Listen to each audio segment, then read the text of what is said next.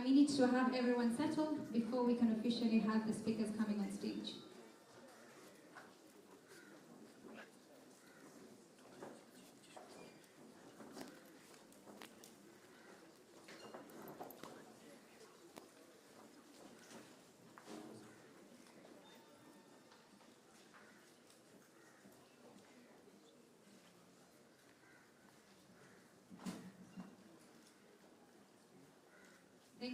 Thank you very much everyone.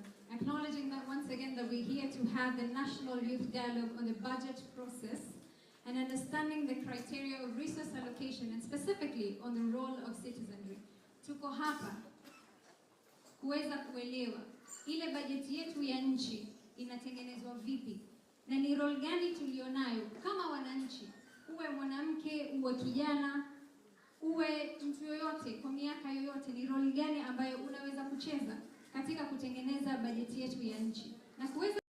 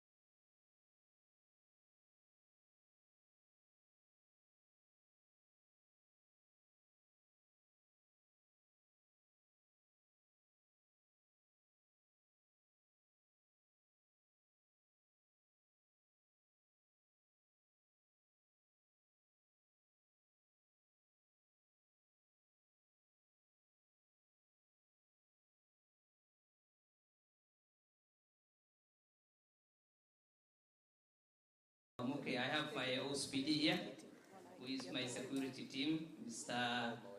Maxwell Agoro. My other team, the security team of the sub-county, they're engaged elsewhere. We had several meetings. I also have my chiefs and assistant chiefs. My ACC also is attending a burial of a relative in Central.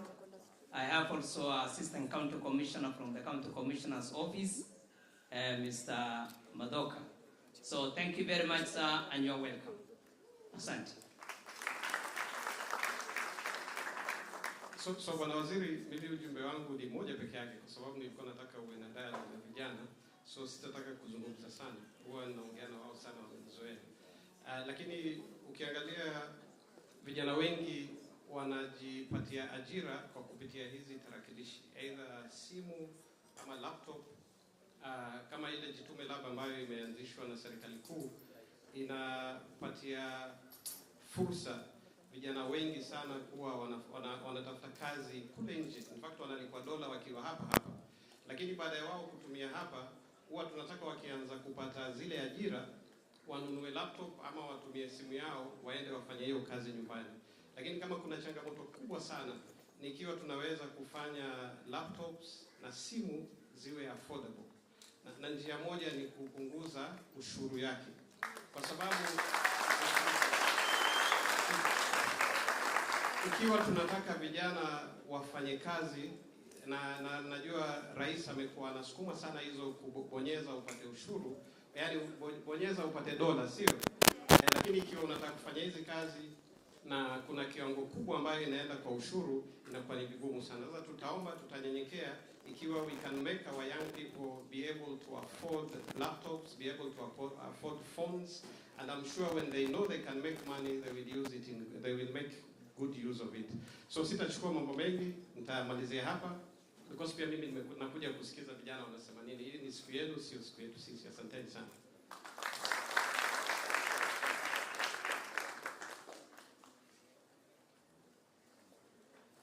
Thank you very much, Chief Mentor. And now, the most awaited time, we would like to welcome, can we all rise as we welcome the Cabinet Secretary, National Treasury and Economic Planning, Honorable John Mbadi, to address us.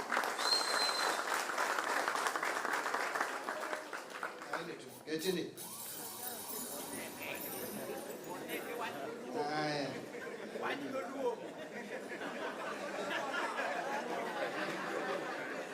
Mombasa hoye! Vijana hoye! Asanteni sana. I will try to use 2 languages, but heavily on English. Nitachanganya kidogo na Kiswahili, but I will largely speak in English. First of all, let me take this opportunity to thank you, the young people who are here today, and all Kenyans who have graced this occasion. This very important engagement that I planned deliberately to meet, engage with the youth, and discuss and talk, more specifically, issues of budget process, but broadly, issues of governance and government in general. Something happened last year, the youth uprising, the Gen Z quest to repossess their nation and take back decision making. Everything which looks dark has a silver lining. I am a beneficiary of that youth agitation.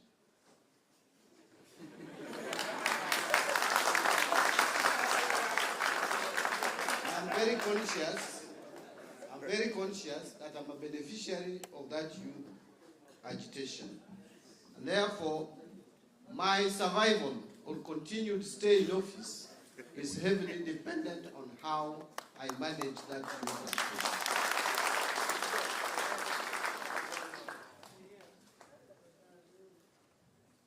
If you can't learn, then you are destined for failure. What happened last year was a learning point for anyone who assumed a public office thereafter. And therefore, my presence here today is out of that learning.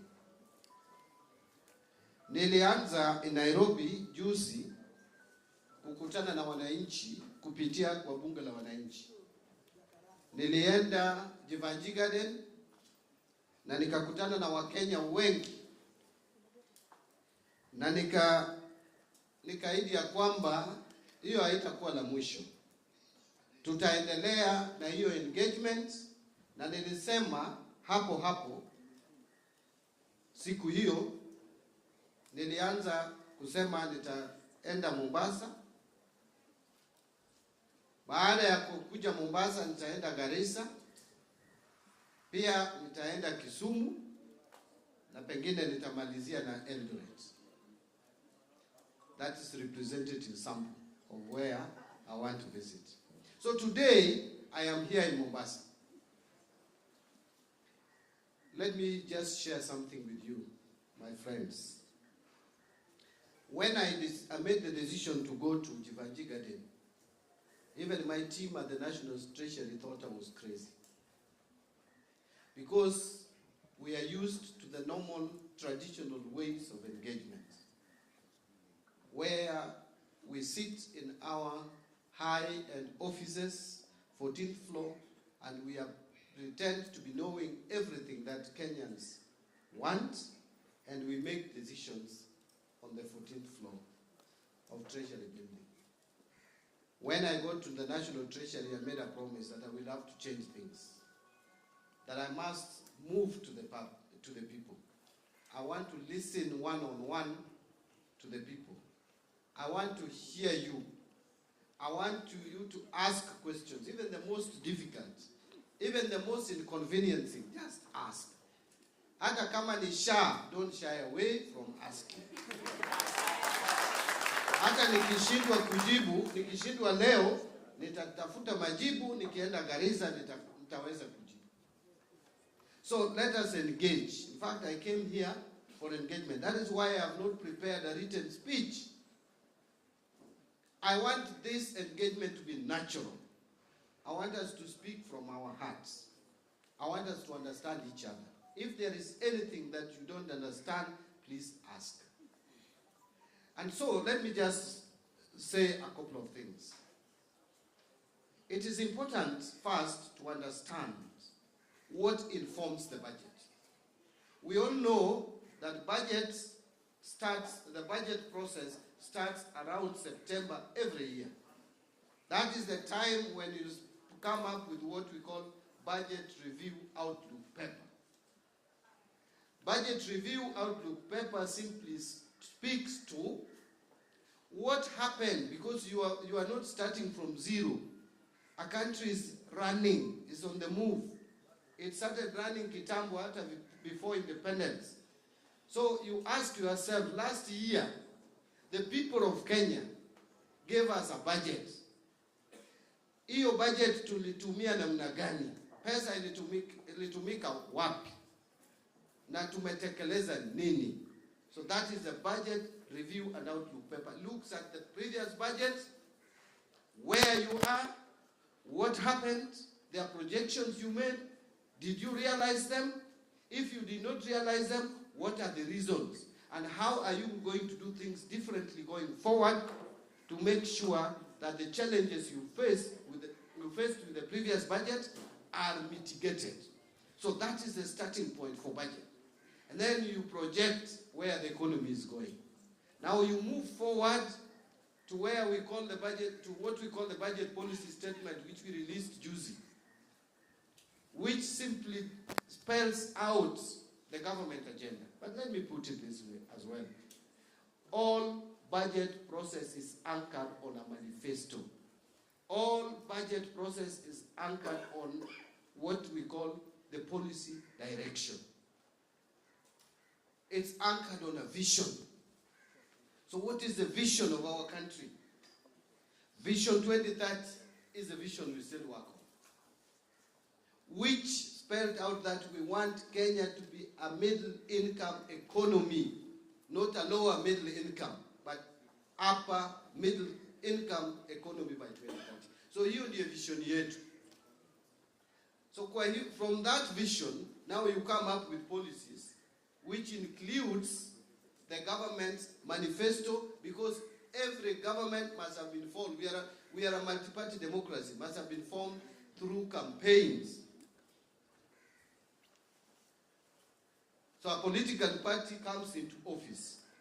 It will be a bit confusing today because which is this ruling party now? Is it still UDA? No. Is it Kenya Kwanza? No. If it is UDA and Kenya Kwanza, you'd ask yourself, what is Badi doing? And I'm the one driving now the economic agenda of the country.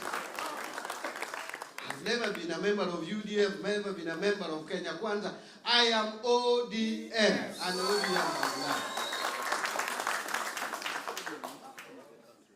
I am just not official of ODM, but I'm a member of ODM. I believe in ODM, and I believe in ODM manifesto. Now, the point is that now we have reached a point where Kenya Kwanza and ODM have reached the meeting of mind. Now you can call it broad-based, not bread-based, but broad-based. So, but the agenda of the government is bottom-up. Bottom-up has pillars: agricultural pillar, job creation, housing, health or universal health coverage. Then we also have what we call the digital superhighway, an inclusive economy. No, we must do our budgets in line with those pillars. Because if you just put figures, you just throw figures, amounts, money, left, right, and center, you cannot realize economic growth that is sustainable. Because economic growth must be anchored on something. There must be a foundation. And for this matter, the foundation must be the government agenda. It must be these pillars that I've just mentioned. So let me give you the positive side of things before I give you the sad reality. The positive of things, despite the challenges, including last year, remember we had the COVID challenge. Is that correct? As we were coming out of the COVID era, then Gen Zs felt that they were losing their country. And Gen Zs came out in large numbers. That has never been seen before. In fact, in our place, I usually use mother tongue when I describe Gen Z. That Gen Z came like Nyawawa. Nyawawa, for those who don't understand, and hii si matusi, you know, sometimes when you translate vernacular to another language, it might sound very different. Nyawawa ni kama upepo. Yani hii Gen Z, who can describe it really? How it came about. Ni kama upepo, ikakuja, no one could control it, just like we cannot control upepo. Then it calmed itself, just like upepo would do. But again, just like upepo, usipochunga, itarudi. Sindio? So now, I wanted just to tell you that our economy has been still very resilient. Very resilient. The world economy is growing at 3.2%. That is 2024. Sub-Saharan Africa, that is if you exclude the north, then the rest of Africa's economy grew at 3.8%. Kenyan economy grew at 4.6%. So that is still good. But for our economy to create employment and job opportunities that we desire, we need a 7% growth. So even though it is 4.6%, it is still not good enough. But it is not terrible. 2023, our economy grew at 5.3%. Now it has grown at only 4.6%. The first quarter of the year, it grew only at 5%. Second quarter, 4.6%. Third quarter was even worse at 4%. The fourth quarter, there was a rebound. We are projecting 4.7, 4.8. So generally, 4.6. That is good news, not bad news. The other good news is our inflation is managed. It is at 3.5%. Sometimes I hear people say that you are talking of inflation down. Is that really true? The question I would ask you, have you taken time to compare the cost of food items, just basic one, in February this year and February last year? Because we have the statistics. I have them here. If you want, I will share with you later. The figures are here. But have you compared with 2022? So at least inflation has been managed because of investment in agriculture and a favorable weather. Because our inflation is largely driven by food items, fuel, and energy.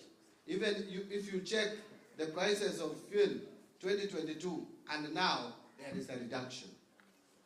The cost of electricity has also come down slightly, not so much, but slightly.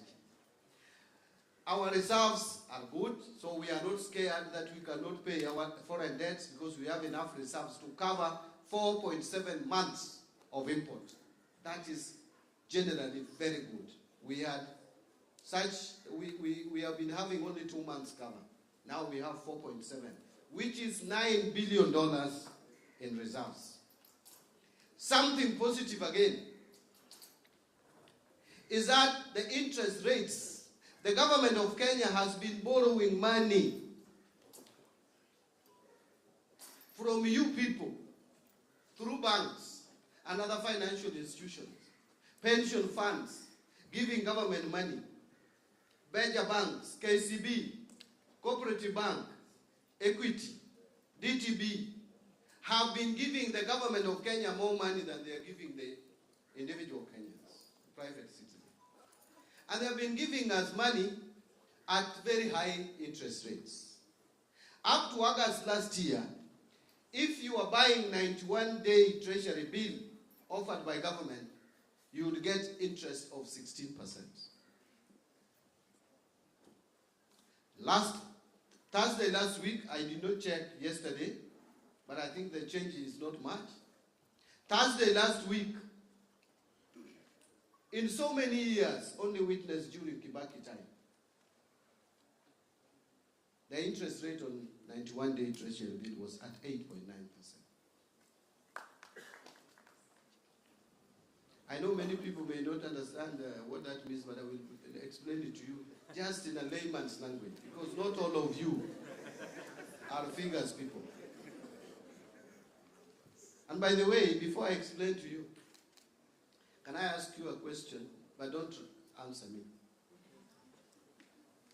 Why am I the CS for National Treasury?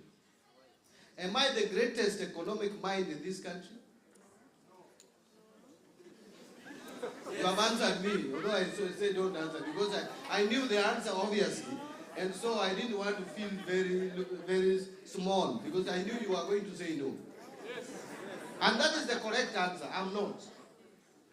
Am I the greatest financial mind in this country? Am I the greatest accountant in this country? No. I may be a man, but there are greater minds. There is a reason why I'm here.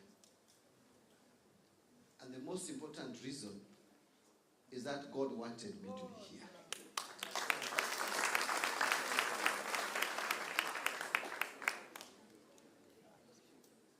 So whatever I do, I should do in the glory of God, to serve Him, and I can only serve God by serving you people. So that is why I want to do my best. So let us start with the interest that I've just talked about. What is the value of that? 2, number 1, just do this simple math with me. Our domestic debt, our total domestic debt is 5, that is mind-boggling, 5.83 trillion. Nani anaweza hesabu trillion hapa? Ukipewa trillion kuhesabu utasahau, uanze tena, usahau mpaka ukufe kabla hujamaliza. So trillion ni pesa nyingi sana. 5.83 trillion. That is what? Domestic debt. Out of that, 15% is what we call treasury bills. Treasury bills are those government papers which are not more than 1 year. Yani, ukikopesha serikali pesa, unalipiwa 3 months, 6 months, 12 months maximum. Those are what we call treasury bills. So those who own treasury bills in this country, the total amount is 900 billion shillings. So let's take that 900 billion shillings. If we were borrowing 900 billion shillings at the rate of August last year, interest, you will be paying serikali 140, the government will be paying you, paying all pension funds and banks and what have you, the government will be paying them 144 billion a year. If you borrow at the current rate, meaning if we retain this rate, if we manage our economy in a way that the government can only borrow at 8.9 or to 9%, if the government can borrow at 9%, the way it is today, even for a whole year, we will be paying only 81 billion shillings as interest. So 144 minus 81, we are saving 63 billion shillings. 63 billion shillings is enough to take care of all the support that we are getting from USA. Ile pesa America ilikuwa inatupea yote kwa mwaka mzima, 52 billion, we have 63 billion to take care of that, and even with change. Here 63 billion can help us support CDF projects, because I know that is what, for the whole country, CDF is only 54. 63 can pay CDF of the 290 constituency for the whole year, and you still remain with 9 billion. 63 billion we can save by reducing interest rates from 16, where it was in August, when I took over office, to today.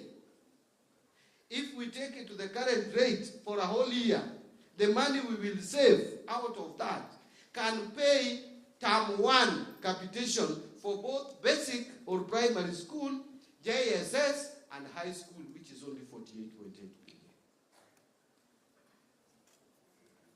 Are we together? Yes. What I'm saying is we must manage our economy better so that we can realize some of these benefits. The second value or the second advantage of coming down of interest rates is that interest rates by banks will also follow.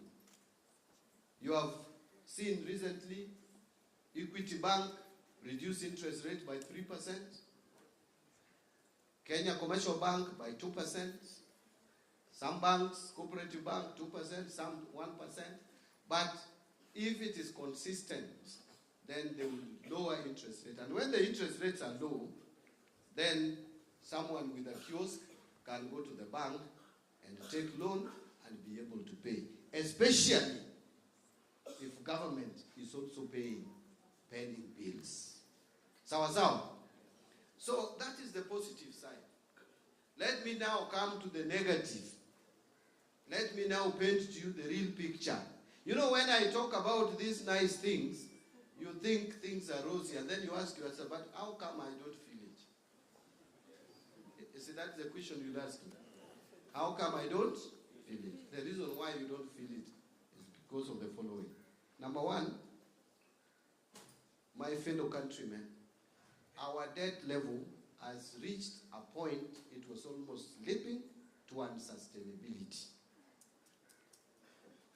we have reached a point, and let me just explain this to you, that we are struggling to pay our debts. And it is a catch-22 situation. We are between a rock and a hard place. For us to clear our bills, we should be taxing you more. But we can't tax you more. So what do? We have to struggle to pay these debts. Attempt to tax Kenyans more backfire. An attempt to tax people more even kills the economy. But you also have loans that you must pay. So let me explain these loans. We owe 11 trillion. Hiyo ndiyo deni tuko nayo. Trilioni 11. 11.02 trillion. Huyo ameongeza only. Si pesa yote lazima useme only. Now this 11 trillion, 5.83 domestic debt. And then 5.09 is external debt. Okay? Actually, 5.19 is external debt. Now, domestic debt, I have told you, the short term and the long term. Now, let me go to external. External, out of that 5.1 trillion, 2.83 is multilateral, where 62% is by World Bank. That is a cheap loan. But there is 1.09, which is owed to bilaterals. With China, 666 billion of that loan. The largest lender. Then you come to what we call commercial borrowing, which is the worst. Commercial borrowing, 1.17 trillion, out of which Eurobond, 835. The remaining one is syndicated loan, TDB, Afrexim Bank at 12%, 13%. These are loans which were taken largely between 2016, 2017, 2018, some 2019. Don't ask me what was done with that loan because it is mind-boggling. I may not even do that audit and finish in the rest of my term. But this is what scared me. The repayment, the maturity. These loans were taken around the same time. Now it is like a flood coming. It's like, what do we call this? This flash flood. Not nyawawa. It's like flash flood. So this is what I found. I found this. Remember last year the shilling almost lost its footing, isn't it? The shilling exchanged at 160 to the dollar. Many people don't know why. The reason is this. There is a loan that the government of Kenya took, a Eurobond of $2 billion. That is over 260 billion shillings. That bond was coming for payment in June last year. And by February, the government of Kenya had no plan on how to pay it. So everybody, the whole world, saw that Kenya was going to default. And therefore, it put pressure on our shilling. If the government did not act to take another Eurobond to stop that one, I will tell you, the shilling would be today 5. In fact, we would be carrying shillings kwa gunia ukienda kushop. You know, some of these things happened in Zimbabwe, Uganda, and we think it is far-fetched. It is not. You just make a small mistake and it happens. Now, this is what I found. That one I found had been sorted out. But there is another Eurobond of 900 million coming up for payment or repayment on 22nd of May 2027. 2027. Another one is coming up for payment of $1 billion in February 2028. Another one of 1.5 billion US dollars, and when I'm talking about US dollars, 1.5 billion US dollars is coming up for payment 2031. Another one of 1.2 billion US dollars is coming for payment 2032. Another one of 1 billion is coming up for payment in 2034. So 2028 there is Euro, 2027 Eurobond coming up for payment. 2028 another one. 2031 only 2029 and 2030 tunapumzika. 2031 another one. 2032 another one. Tunapumzika 2033. 2034 another one. Then unapumzika from 2034 mpaka 2048. No? Are you together with me? You are not.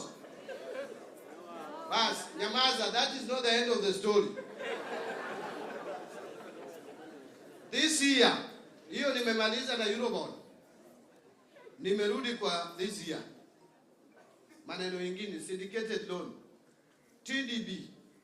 And this is a loan, 13% interest. And afadhali Eurobond ni 7, 8, 9%. 10 maximum. Hii ingine 12, 13. And this is the story. In September, we have 200 million US dollars to pay. 200 million. You can convert into shillings. About 26 billion. The same September, there is 75 million, but not dollars, euros to pay. Then the following month, October, there is another one of 646 million dollars to pay. If you add those three, September and October, this year, what we must pay, you can't roll it over. You unalipa. $952 million. That's about almost 130 billion shillings. Hii mwaka hii, September and October. And this syndicated loan goes up to 2030. The ones we should be paying. So what am I saying? I am saying Kenya's economy needs patience. And Kenyan economy, we need to fix it. We cannot suspend facing this economy any further. We must do it now. And doing it now is we must revamp our economy. It must grow at a higher rate. But in the process, the problem is this. You know, you are getting taxes from people to pay loan. These people you are taking money from to pay loan are not seeing the services. How will they give you their taxes? So that is the problem we have.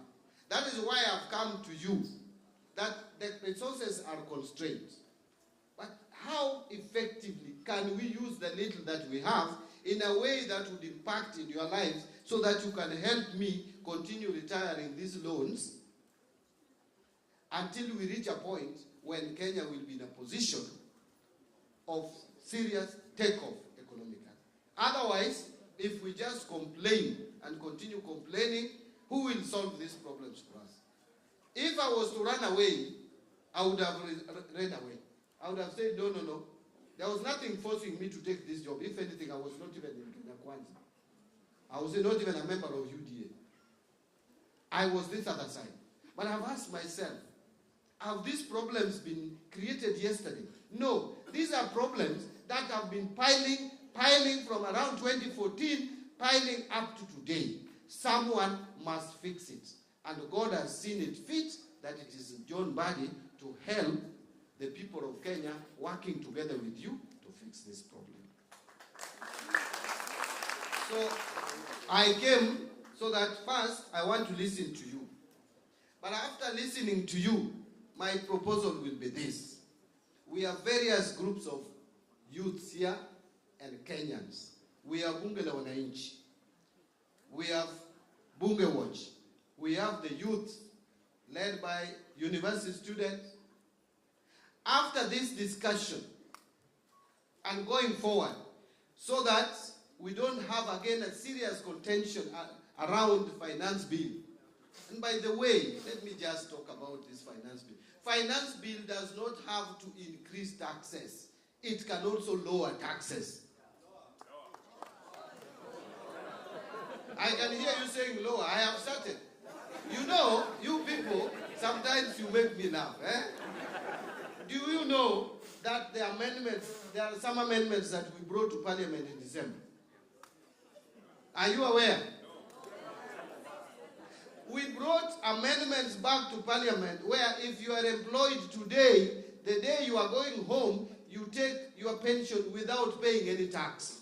That is number one. Number two, even if you are on temporary job, you will be getting your gratuity without paying tax. Number three, we were taxing you on this share contribution double. We were taxing you on housing levy double. Why are you saying, hey, and that is the truth? Now, with the amendments we brought in December, we are not taxing you double. So, for example, if you're earning 100,000 and you are paying tax, levy, housing levy, 1.5%, which is 1,500, you are paying SHA 2,750 if you're earning 100,000. That is a total of 4,250.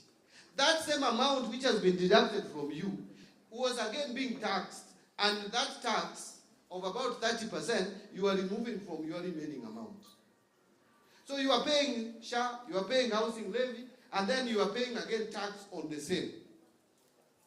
30% of 4,250 is 1,000, almost 300. Is that not correct? So we have removed that. And we will continue to see how best to manage the tax regime so that we don't put too much pressure on you people. We enhanced, if you are now contributing to a pension scheme, 20,000 used to be tax allowable. Now it is 30,000. Mortgage contribution, we have enhanced allowable amount. It saves you tax if you take mortgage. Those are salaried Kenyans. But there are the majority, 80% of Kenyans are not employed. Only 20 are employed. Now, I was suggesting this, that when we will publish finance bill, there are two things I'm going to do. Number one, before the finance bill is published, we will again publish in the newspapers the proposed finance bill and put explainer like we did in December.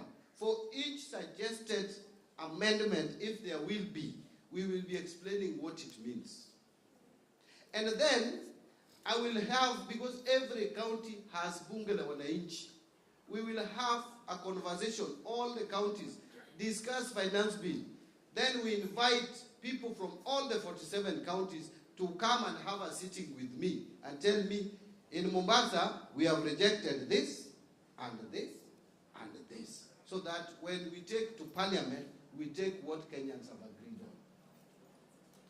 I don't want a situation where, after we have taken the bill to Parliament, then the whole country is up in arms that they were not consulted. If now you don't take advantage of those consultation window, then you will not blame John Badi. But I want to guarantee you that our tax policy is that we keep tax regime stable, predictable. We don't want to adjust taxes anyhow. We are going to be more keen on ensuring that we improve on tax administration. We make sure that Kenya Revenue Authority is collecting taxes with efficiency and bring more people to the tax bracket as opposed to overtaxing those who are already paying taxes.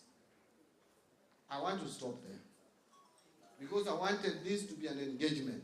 Now I want you to ask me all those questions that have been disturbing you on matters economy, and then I'll come back here and respond to your question. Thank you very much. Mungu awabariki.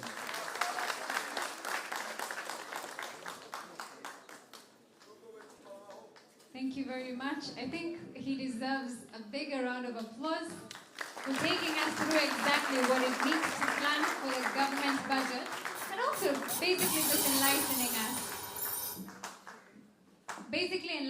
us on the country's debt. And it is very important for us to understand how our taxes are allocated, and at the same time how we're able to all contribute to this.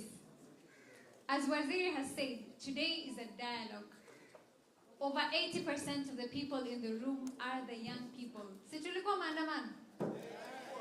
Sasa badala kwenda maandamano, it is important to actually, instead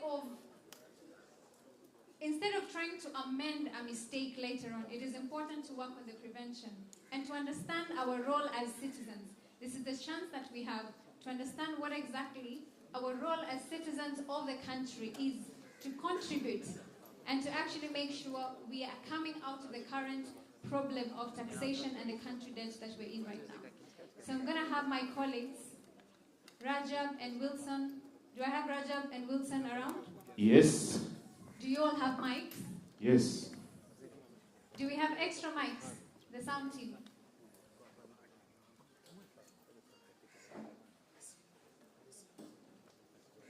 Rajab, Wilson, and Chicha. Please take the other mic. How many more mics do we have?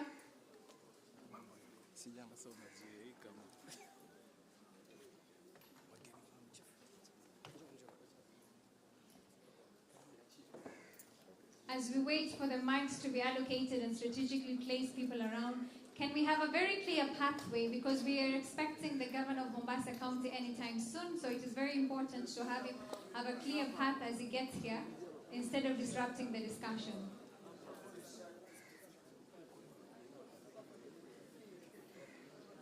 Rajab and your team, please make sure we have people strategically placed at every corner to ensure everyone has equal participation to this discussion today. I know it is already 4 p.m. To my Muslim brothers and sisters who would like to take a break to take your Asri prayers, we're going to break for prayers about 4:45 p.m. So please bear with us, and then we're all going to break for prayers before we come back and have the governor address us.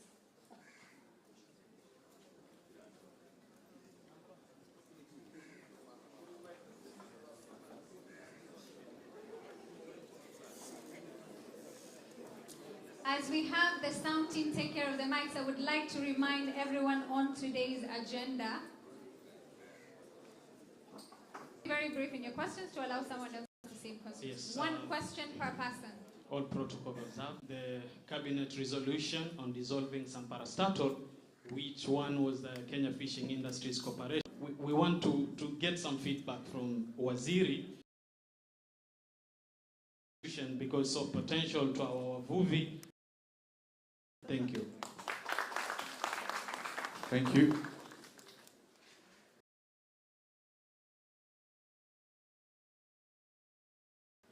Thank you. Okay, comrades power. Comrades power.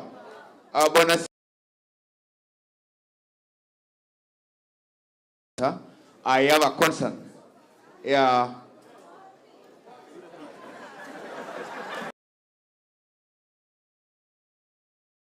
Yes, I want to bring to your attention that in Mombasa, as comrades, a chapati goes at 10 bob, and we just realized that the help is being cut off by around 500 shillings, that is 50 chapatis. I was asking this, is there a possibility in the next financial year, if you are going to do the allocation, can you reduce that task? At least, it could be up for 100, 200. At least you favor us a bit. Thank you. Okay. Hello. Jambo Waziri. My name is Victor. Na mimi ni mkaji hapa Mombasa. So just a quick one. We've been seeing that Kenya imekuwa develop in terms of digital revenue collections. And Mombasa County was the first county to introduce that platform, whereby at least we can now be taxing people using the digital platforms. But when it comes to the government now, tunashindwa kazi. Na yet mnatuambia kuwa people should go to digital. Now when us pay to the question, please straight to the question. Waziri, tafadhali usimchanganye na niyo tafadhali.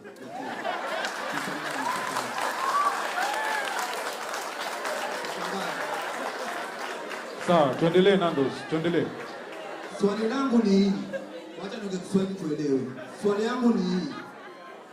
Mombasa County ndio ilikuwa county za kwanza. Mombasa County na Nairobi kuintroduce digital revenue collection. Nairobi tulikuwa na GTP. Mombasa tumekuwa watu wa revenue walikuwa nakata leseni na kila kitu ilikuwa inakatwa through mtandao.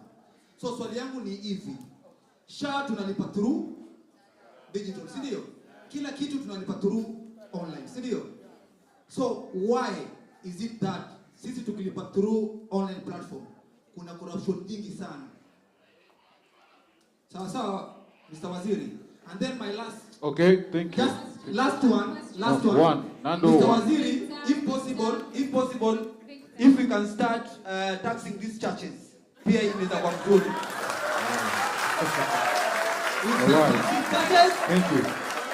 Thank you, Nandos. Asante. Naomba Rajab, one last question and then we can allow Waziri to respond to the question. Hi. Hello. Hi. Can we have Yes. one last question and allow Waziri to respond to the first set of questions? Okay. Good evening, everyone. Asante sana. I'm Mildred Omondi from Technical University of Mombasa, and my question is this. Kenya has entered Please into... repeat your name. Mildred Omondi, Technical University of Mombasa. My question is, Kenya has entered into several programs with the IMF in the recent years. How does Treasury ensure that the contract attached to these programs do not disproportionately burden ordinary citizens through the austerity measures? Thank you. Thank you very much. So let us allow Waziri to respond to the first set of questions, and then we will come back to the second set of questions. Kama hamujanielewa kwa lugha ya Kizungu, ningependa tumruhusu waziri wetu ajibu haya maswali matano ya mwanzo, kisha tutarudia muulize the second set of questions.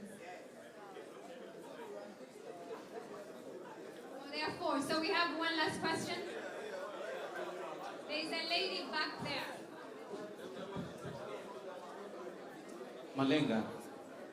Malenga. Asante. Itifaki iliyozingatiwa, mabibi na mabwana, hamujambo. Ali, 1 Sorry. minute. The mic is being given to a lady. Please let's allow her to It's respond. okay, because I've also been given a microphone, baby. Thank you. I am so sorry. Let's allow her to ask the question, and then we'll get back to you during the second set of questions asking. Hamjambo. Mko salama? Kwa majina naitwa Raudha Mohamed. I'm a youth leader here in Mombasa. My question is, as we are, Bwana Waziri, as we are looking at resource allocation and bettering our economy, how are we addressing the corruption in the country?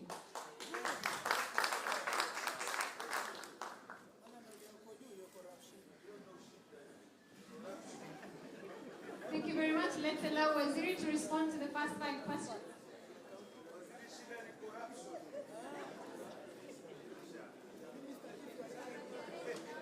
Can I have the mic stand?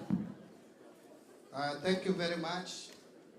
I appreciate 5 of us who have asked questions. First, I'm very happy with one of the hashtags, that is my budget, my voice.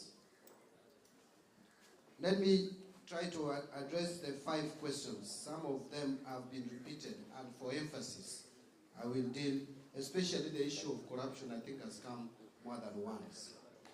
The first question was from Edie about one of the parastatals. Is it? Did you call it Kenya Fishing National Corporation? Kenya Fishing Industries Corporation. We decided as a government to do some assessments on our state-owned enterprises, what you would call state corporations or parastatals.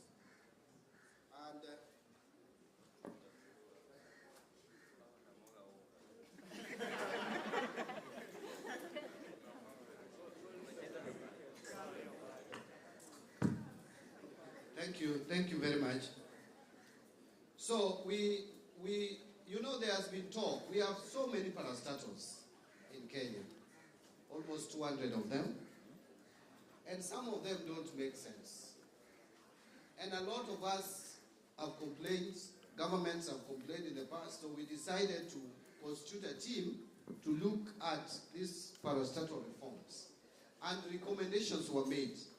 And now we are in the process of implementation because the cabinet actually passed the resolution from that committee. Some parastatals are going to be dissolved, some are going to be merged, some we will transfer their functions to. I think there's a bit of a challenge here, but anyway, just do your best. Do your best. Maybe we take out this. Okay. Thank you. So what I'm saying is that there are some parastatals that we are dissolving, some we are merging, some we are taking the functions to the 9 ministries. Some of the parastatals have duplication of functions. Like, for example, we were asking ourselves, if you have water harvesting authority, and you also have national irrigation authority, what stops you from harvesting water and irrigating it? And just have one parastatal, either water harvesting and irrigation authority. So those are some of the funny things. Like you find some parastatals do science, do what, mathematics. Then you find, for example, Law Society of Kenya is self-financing. Institute of Certified Public Accountants, self-financing. When you come to Engineers Board, which is also almost regulating like these other professions, is now a parastatal. So machining, National Machining Complex, the one that was set up to do the Nyayo bus, is still there, and people are earning salary. So there is need to do away with parastatal. But in the process, we must do it in a way that it does not, that this mic was very good when I was presenting. Am I use both of them? Okay, just stand there with that one. So I will check this particular parastatal and see. Before I leave, I would want us to get that gentleman's number so that I can get. Hata mimi sasa nimekubali utamwaga unga. So if I could get that, if I could get your contact so that we follow up this matter, because you seem to be passionate about this parastatal. We don't want to close a parastatal which still has serious contribution to the economy and to the region. So we will be listening. Yeah, we will be listening, and there is a process, it's a procedure to dissolve, merge, or even transfer the functions of these parastatals. Fred Obiero, I think this was a suggestion, a request, and that is why we are here. It is how do we budget, isn't it?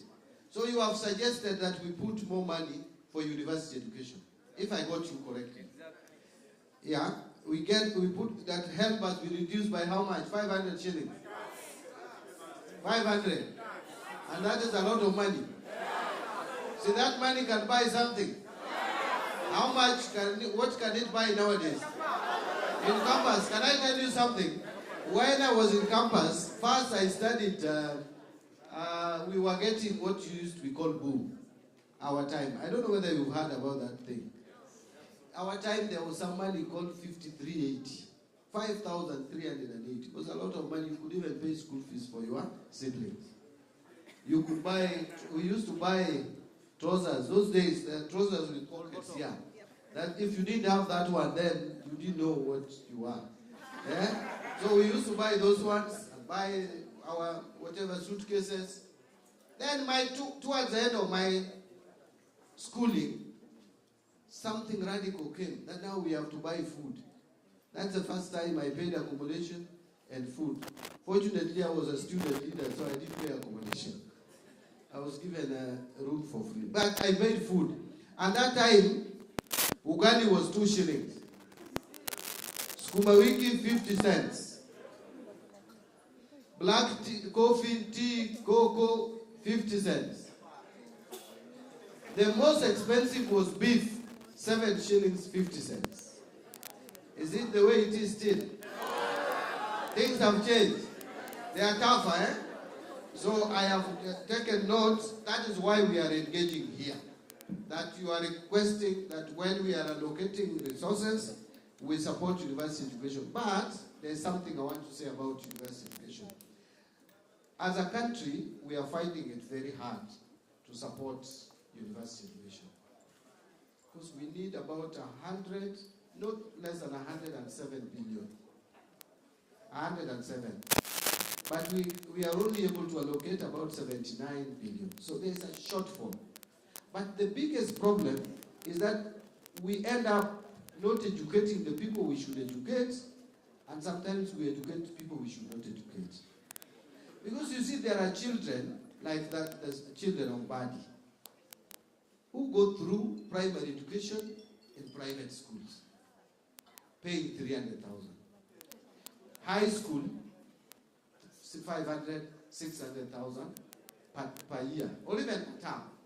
Wakifika university, I surrender it to government. I surrender my child to the government. Yet, child of a poor person, a peasant, a primary school teacher, because I categorize primary school teachers as very poor. I have one in my home and I know. My own brother, I see what he goes through. Sometimes I come through for him.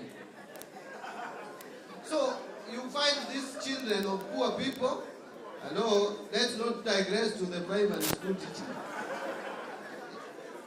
The bottom line, what I'm trying to explain, is that we have poor among our society. We should put resources to educating these poor people. If it was not for the free university education, which I got, I would not be standing here. Because my parents would have not managed. Even my siblings would have not helped me. Because my brother who paid my school fees in high school was just a casual laborer in Kericho Tea Estate. He would not afford university education. He tried, he really struggled to get me through high school. So we need to support those who have the potential, those who will be very senior people in the society, but are leaving school because of lack of school fees. So I am very confident that the government is working on a way of ensuring that those who cannot afford to pay university pay, even as we put more resources to university education. Revenue collection. This one I think is largely about corruption. And I will tie it to the last question by Mohammed.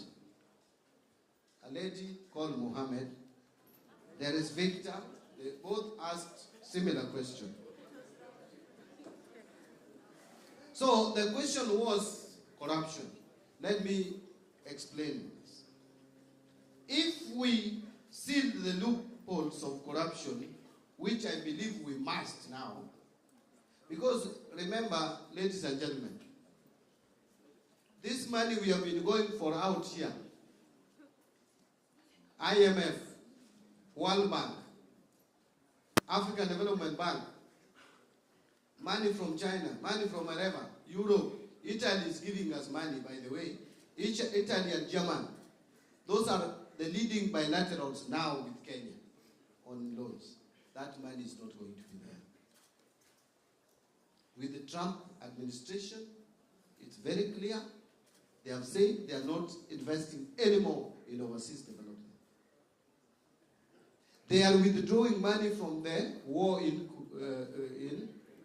Ukraine.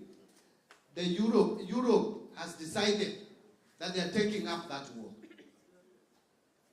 So even the money we were getting from Europe, we are not going to get it. Because they are diverting money to the Ukraine war. Because to them, that is more important than anything else. Their survival. We are going to be left on our own.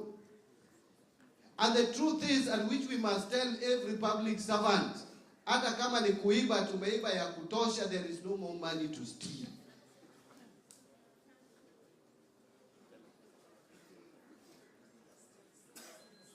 There is no more money to steal.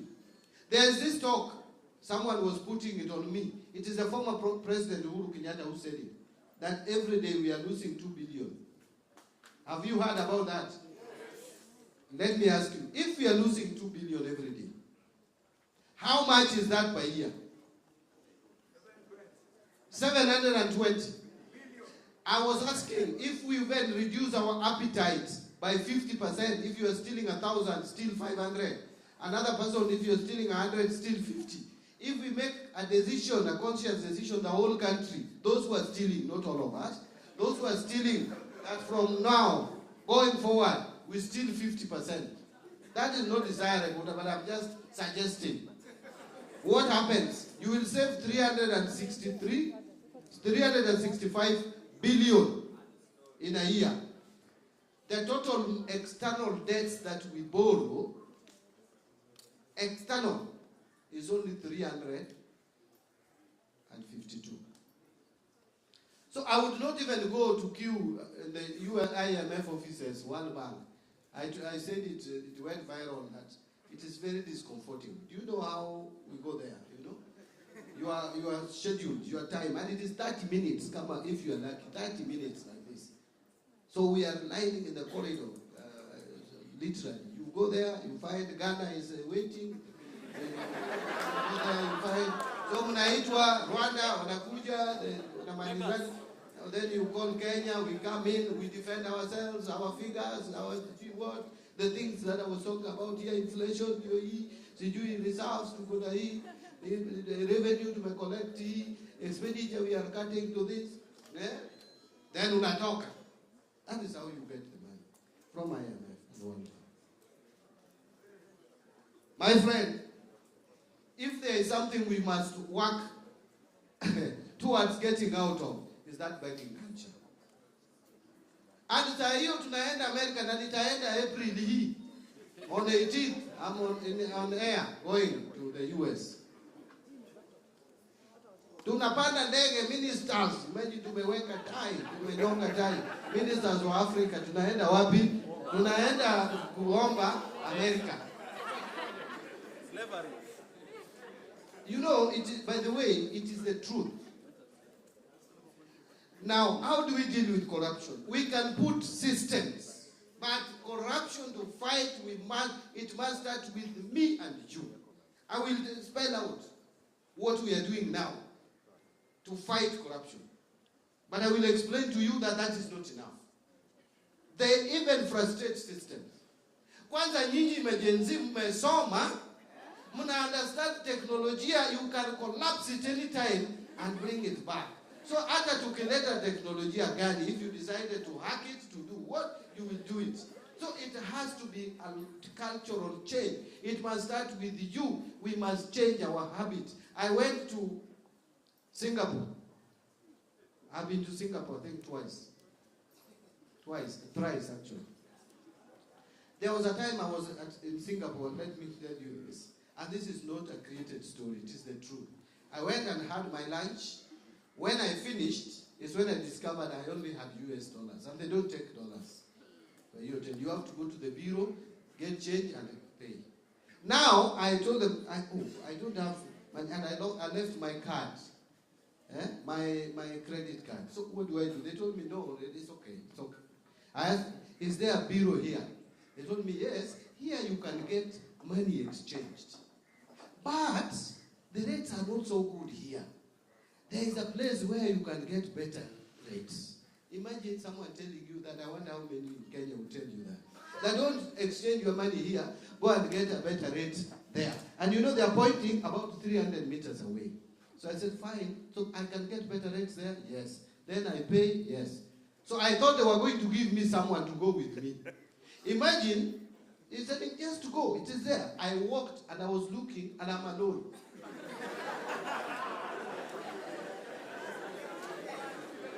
Imagine I am going 300 meters away. I wonder whether that can happen in Kenya. That you have eaten money in a hotel, nobody knows you because I'm a foreigner. Kwanza black. Them, they have a different color. And then these guys trust me to go 300 meters away. to get change and come and pay, and that is what I did. Look at what integrity does. So what are we doing to fight corruption in an environment where there is no integrity, where people, these are the things that we are putting in place. Number one, the biggest den of corruption is procurement. So we are implementing, as we speak, e-procurement to reduce human interaction with the system when it comes to procurement.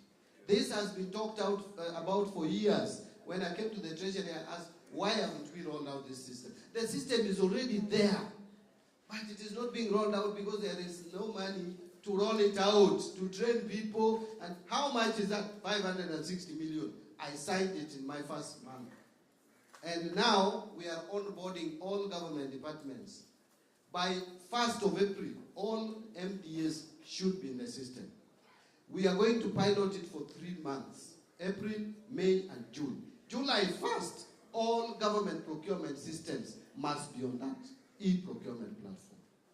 Because this idea of doing manual changing figures, if someone doesn't want you to win a tender, he can remove a page from your document and you lose. And then they tell you, you have not paginated your document. Just paginated, that's writing page 1, 2, 3. That alone can make you lose a tender, even if you are the best evaluated bidder. That is what the system we have today. 2, we must have treasury single accounts. That also is going to be implemented by 1st of July.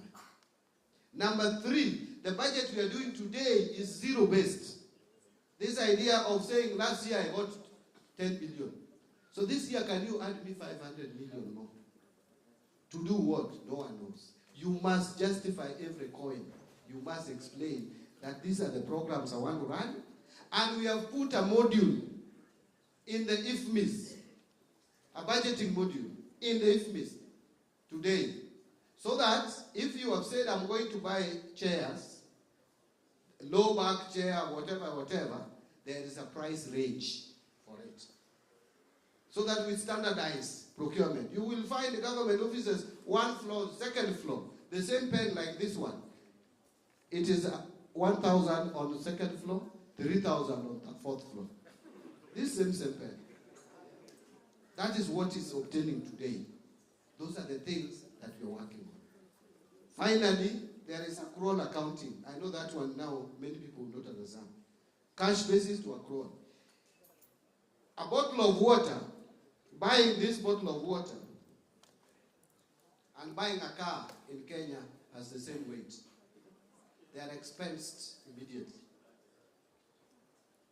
So when we prepare our accounts, we say, water, this much. That year has gone with water, it has gone with the car. Yet you use the car for 10 years.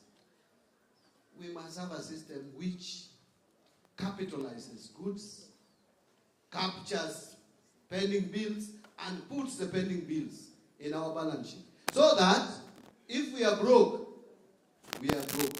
The whole world should know that Kenya government is broke. We cannot owe you money and we don't put it in our financial statement. Because pending bills is just amount owing to Kenyans, people who have supplied goods and services. So those are the methods, the systems that we are putting in place to make sure, even HR, we are integrating the HR system.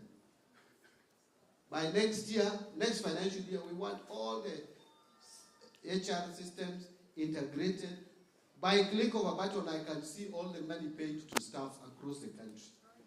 Not Treasury, TSC bringing theirs. Did you what volumes of pages I can't even read that people have been paid, including dead people are being paid there. And you can't tell. You go to Ministry of Health, it's the same. You come to my own treasury, it is the same. The last question, no, not the last, second last, taxing churches. I don't know why you want us to tax churches. But I think, let us be honest, we should not tax God's work. God's work, hiyo tukiingia hiyo territory hata Mungu atakasirika na sisi. Tunataka Mungu akasirike na sisi. Maybe we can talk about businesses, yeah? If church is running businesses.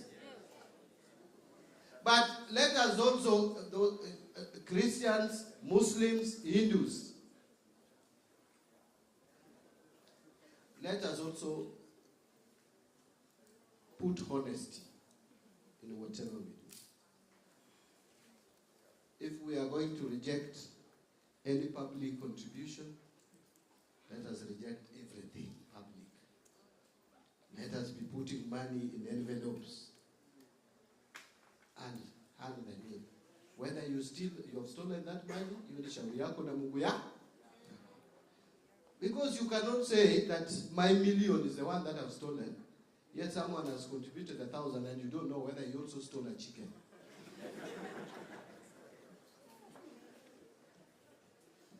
Thieves are thieves, whether you have stolen 1,000,000 or you have stolen a kuku, ni mwizi. So are we going to explain that mimi nimeleta sadaka, hii nimeuza mbuzi na hii mbuzi ni yangu? Let us have a standardized rule in our churches. I'm a church goer, by the way. I'm a Christian. But if we have to apply rules, let them be all standardized. From the lowest person, including the pastor, should be telling us, wewe sadaka yako hiyo umetoa wapi? Ama ni pesa yetu tulitoa wiki iliyopita, ndio umechukua ukaleta hapa.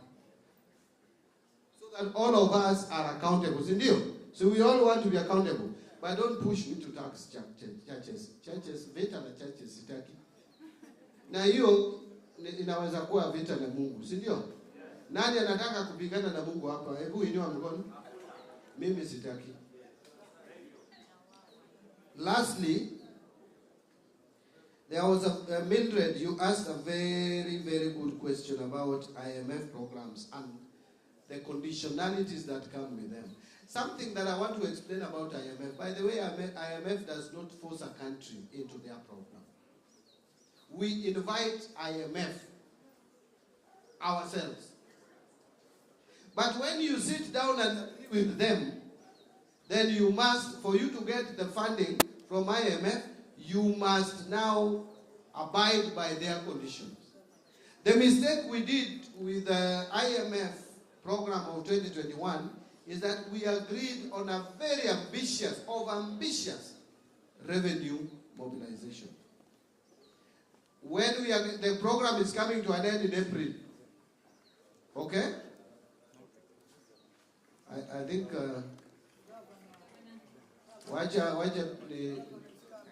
wacha tukaribishe my brother, my friend,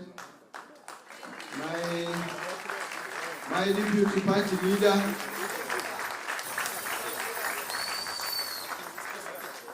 Abdul Somad, the governor of the great people of Mombasa, my colleague, I want to repeat, my deputy party leader,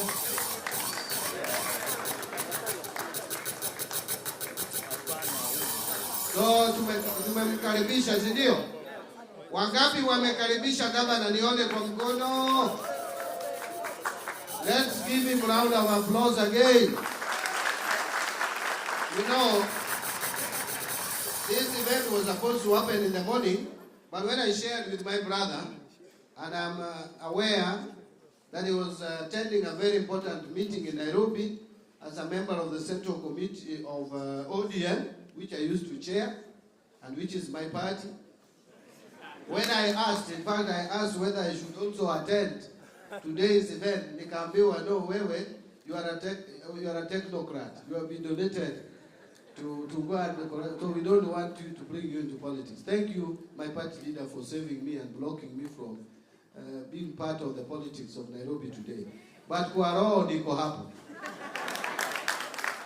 So he was in Nairobi, and imagine he has really worked tirelessly hard. He told me he would be here around 4:30. I don't know what the time is.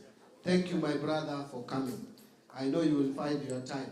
We have gone first. I made a presentation engaging with our friends here, the youth, and other Kenyans who are not necessarily youth, but are youthful by heart. So I explained to them about the budget, where we are, how things are tough, things which are working and which ones are not working. Now they have asked me 5 questions, which I was on the last one. Then we go for the second round. And then I don't know, the MC will tell us, we'll go to the next round, So I was answering the last question on IMF. So I said, IMF does not invite themselves into the country. We invite them when we have difficulties to help us out. So in 2021, we invited them. But unfortunately, we agreed on revenue mobilization as the most important parameter or yardstick to measure our success. Now that revenue mobilization became problematic because we were overambitious. As we get to a new program after the one that is ending on April 1st, I will make sure that any program that we enter into are realistic, achievable, and in the best interest of the people of Kenya, so that we don't get into the problem that we got into last. They did not propose us to get into this program. But when we got into the program, we agreed on parameters that were not very, very achievable. Otherwise, thank you. Again, back to Madam, my sister here, to continue with the program. Thank you very much, Waziri. A round of applause to him once again. And once again, this is to acknowledge the presence of the county government of Mombasa's governor, His Excellency, Abu Samad Sharif Nasser, who is honoring us in today's dialogue. So before we go to the second set of questions, to everyone who is holding a mic, please make sure we have equal opportunities from people all across. I do not see someone with a mic huku chini. Okay, thank you very much. We look at gender, we look at persons with disability, we look at our fellow young people. Let's make sure we have equal distribution. And we also have feedback forms that my sister Aisha over there will be distributing a few feedback forms to us to support in providing feedback of this session. And to my Muslim brothers and sisters who would like to pray, unfortunately, we're not going to take a break. We will continue with the conversation. However, whoever would like to take about a 5 minutes break to go pray, please head upstairs. On my right, you're going to find a prayer room. Someone will direct you to that. So we get back to the second round of questions from the team. Here. Rukia? Naona mkono hapa chini. So I'll start. So we'll start with Miriam. Yes. Alafu mmoja hapa chini. Alafu ndio tupande juu. Please go straight to the questions to allow more people to ask the question. Thank you so much, CS Mbadi. I would like to talk about the housing levy. I'm a taxed Kenyan, and I feel like my taxes are not working for. So, the housing levy, we are deducted 1.5%, right? And the deduction, for me to be able to get a unit, I have to save on Boma Yangu. For me, once I save on Boma Yangu, so let's look at a Kenyan who's making 40,000. Most of those units go for 2 million, 1.5 units, 1.5 million or 2 million. The prices are a bit higher. Is the housing levy meant for the common Mwananchi, the one who's supposed to afford it because you're saying affordable housing, or is it meant for the selected few who can afford it? My other question is, the young people don't have jobs. We're exporting labor. We saw people go to meet up with Alfred Mutua because a lot of people don't have jobs. What are we doing to create more opportunities for the young person so that we may stop exporting this labor? When we export them, who is going to come back and vote for the right government? That's it from me. Thank you. Before we head to the second question, I am requesting every single person to please maintain silence as we allow our fellow young people to ask questions. Can we have a mic over here?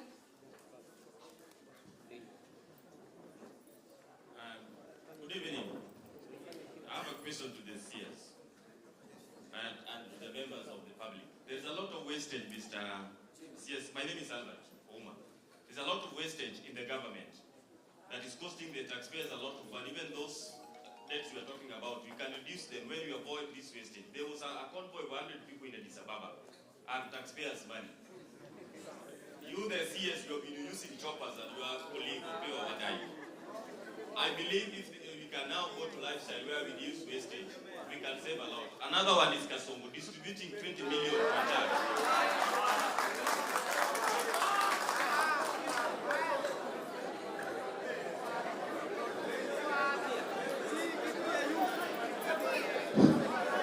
Thank you very much, Bwana Waziri. Excuse me. Sasa, see, we agreed to be civilized people. Subiri kidogo. I would like to take it huko juu. Guys. You said you are going to deal with us on a fair ground. Please be fair, our moderator. I have a question. 1 minute. Naomba tusikizane. Tuko hapa kuongea sote.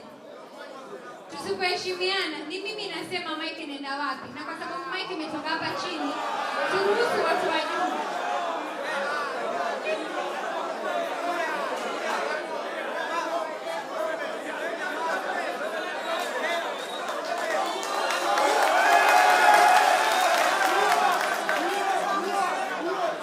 Comrades power! Comrades viva! I have a direct question to Mr. Waziri. My name is Justus Oriambo Moso, a student at Technical University of Mombasa. I'm a common citizen Waziri who works on a principle that says my tax is my voice. Mr. Waziri, my tax is not working for me. Why?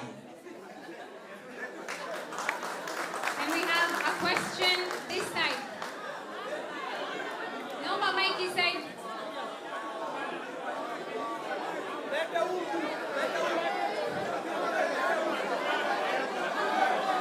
Can we have a mic on this side? Yes, the lady in pink, naomba apewe mic. Chicha, wherever you are. Okay, as we wait for her, let's have the guy over there ask the question. Excuse me, where are the mics?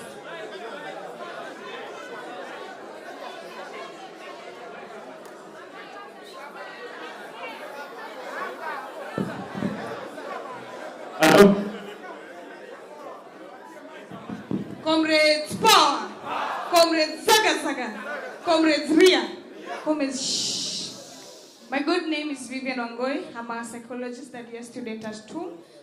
Thank you so much, Mr. Waziri, for these platforms. Yes, and we acknowledge that you obey our constitution according to Article 201A and B. My question goes directly to, now that you've had a lot of complaints, what mechanisms are you putting ahead to ensure transparency and accountability in the utilization of budget allocation, specifically targeted to the youth program, so that you can track their impact and effectiveness? And also, considering the digital literacy among our main youths here, isn't it? So what will the government consider to use these digital platforms to gather youth input on budget priorities and provide real-time updates on budget implementation, so that we can assess them on our phones wherever we are? And then to the long-term vision and sustainability, you've told us about the loans that we have. Beyond the short-term budget cycles, what long-term strategies are being developed to invest in youth development and create a sustainable future for young people in generation? And maybe to a common question, I would love to know why was Honorable Nini Nyoro fired from the budget committee? Thank you.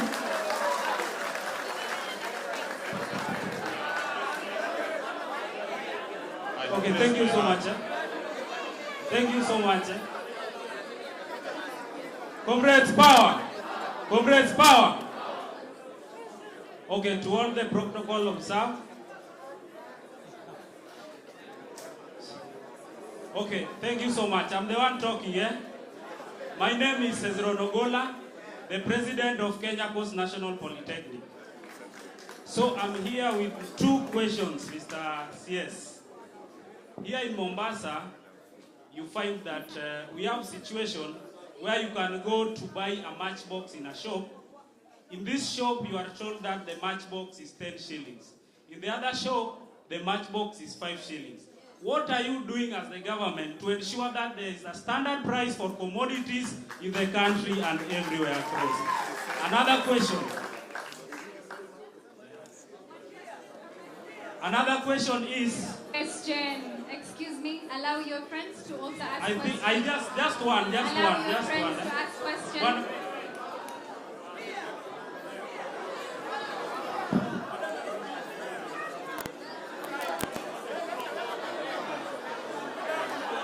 Can we have a question up here?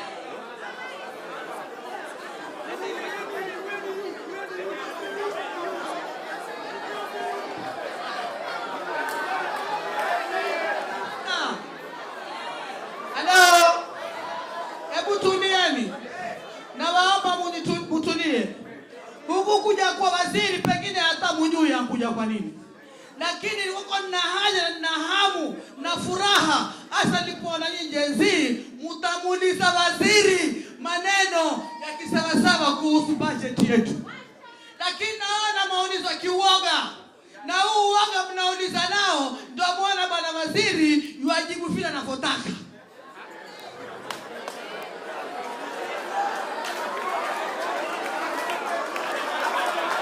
Bwana waziri,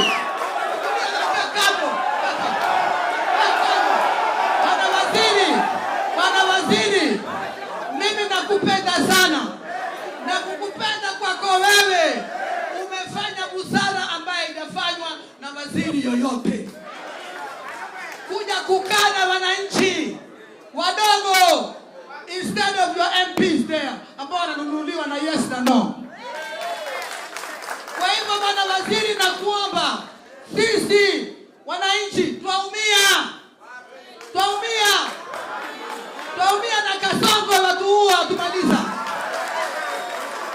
Kwa hivyo mimi nakuomba kama ulikubali kuchukua hiyo nafasi baada ya wao washaharibu, maana wewe uko hapo kurekebisha au uko hapo kutengeza, maana washaharibu wao. Kila kitu umekwenda umekuta kisha pao na kina Faruki Beti na kina Oscar Sudi.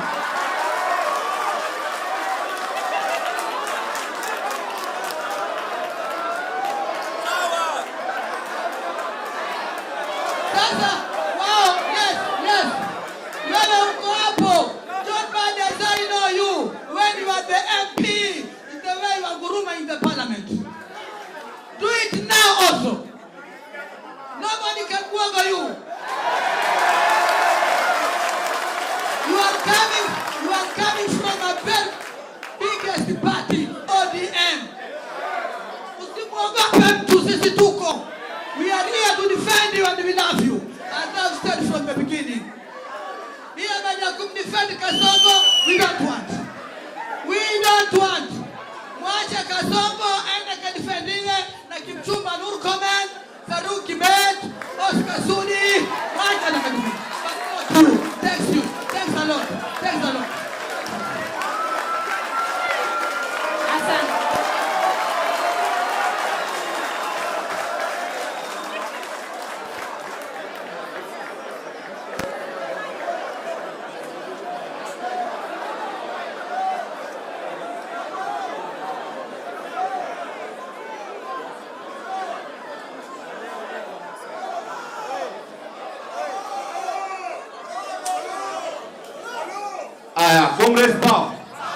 Comrades Power. With due respect, mnanisikiza? Mokoko, relax. Sawa, with due respect, with the chance we have been granted, it's a special chance, and we are here because of the CS Treasury. So let's behave professional as the university at the sea level. Comrades Power. From the end, again, from the other side, let's behave and listen to each other, and we go. Comrades Power. We have talked with the CS. We'll have a similar conversation specifically for comrades. Sawa. So let's give others time, and we give them and we move. We'll have our time, to deal with the issues of NPM. For this side, Comrades Power. Comrades Power. There is also one of us, the president there. You give them one question. Then we'll have finished. Atapata time yake. Tumeongeza time.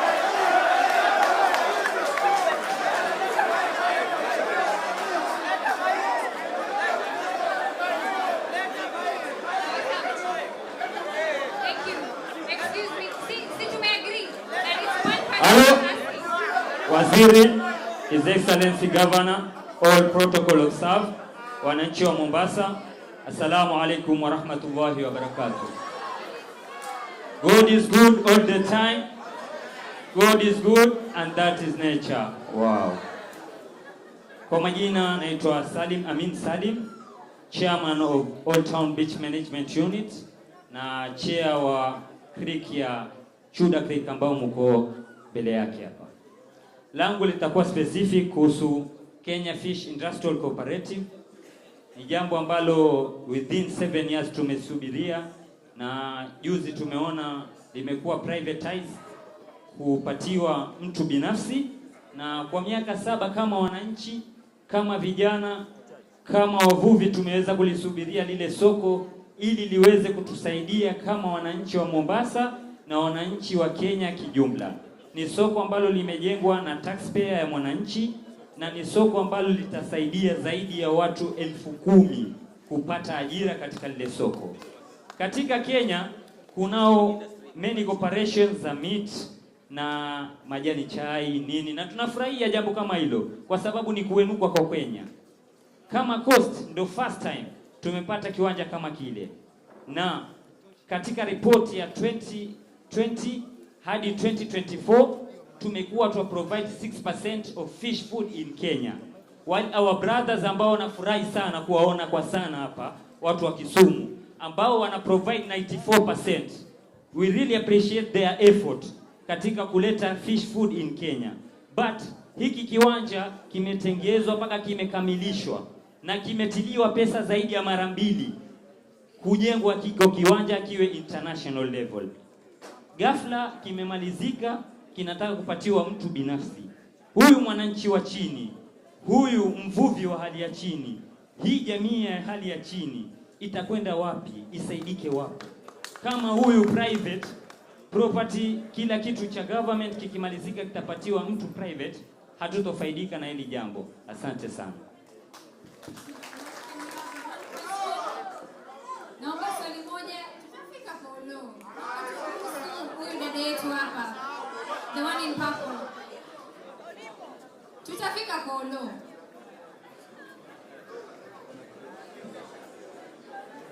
Good evening, everyone.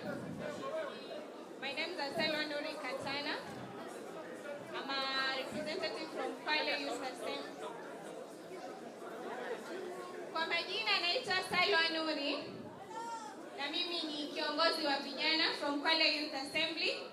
I serve as a Waziri of Education from Kwale Youth Assembly.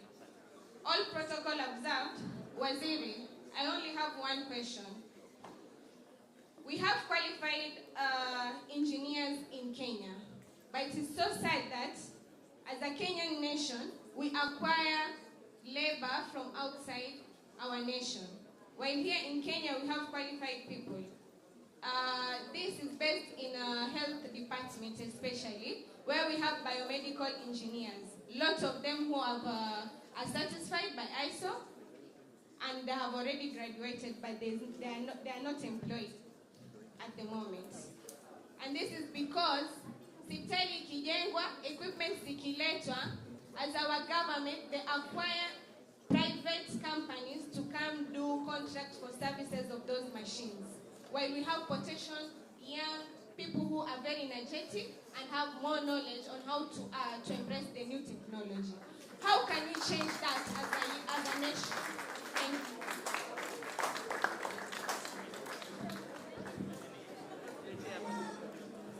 Thank you very much.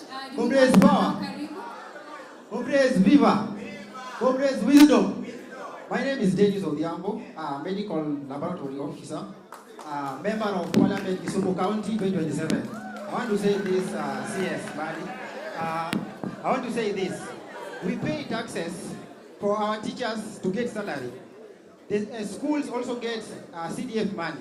They still get capitation. And then we also pay school fees for our students to go through these schools. So I'm in a medical field, Waziri, but I want you to at least make me understand as a CPA why we pay taxes for the e-citizen services to work, and still we pay for the services when we are applying for these services. So make me understand as a CPA. And then again, as Ruto is giving churches randomly 20 million, he should also be giving youths 20 million randomly. Thank you so much.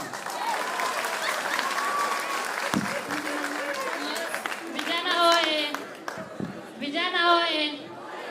Kwa majina naitwa Judy Barasa, na serve as the Secretary General Youth Advisory Mombasa. My question is, Waziri umeongelea about the current situation ya debt. So my question is, how will the treasurer ensure that the Atapata nafasi yake. Naomba kumruhusu msichana anayeongea aulize swali lake. So Waziri umeongelea about the current situation ya debt ya Kenya sahi. So my question is, how will the treasurer ensure that the debts, each and every shilling we're taking right now are being invested in the project that are going to create more opportunities to our youth, not only in the recurrent expenditure. My second question is, umemention hizo debt na masiku tunafaa kulipa. So what happens when we are completely unable to pay the debts? What happens to us? Can I have the last guy who asked the question akiwa pale arudie swali lake? Waziri hakukapti hilo swali, please. Naomba urudie hilo swali lake and go straight to the point. Thank you so much. Once again, my name. But still we pay for fees. We students pay for fees. Another question. When we are doing application online, we still pay for fees for application. And then that Ruto is giving 20 million to churches. Let him also give it randomly to our youth. Thank you so much. Aye. Haya. Naomba hilo swali moja. Okay. Sawa. Alafu bado tuko hapa, bado mtapata nafasi ya kuuliza maswali.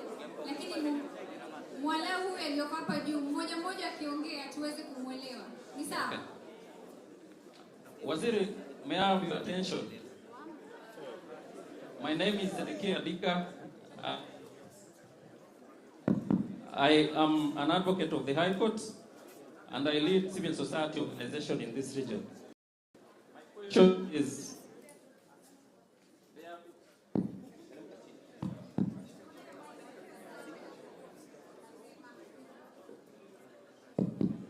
thank you. There have been clear indications by the Office of Control of Budget that certain amount of money that we contribute as Kenyans, as taxation, is not being used within the system. The department that shares that money with whoever gets it is within your hand. What are you doing to seal those loopholes? Finally, the coastal region is a very rich region. There are a lot of minerals within our counties in the coastal region. But the coastal region is not benefiting from those minerals. You're also saying that we have a debt, a huge debt, and we have minerals in Kenya.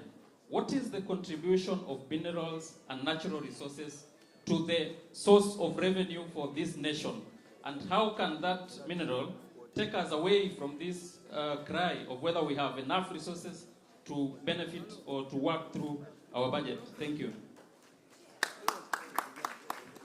Can we have the mic to Mzee pale in yellow?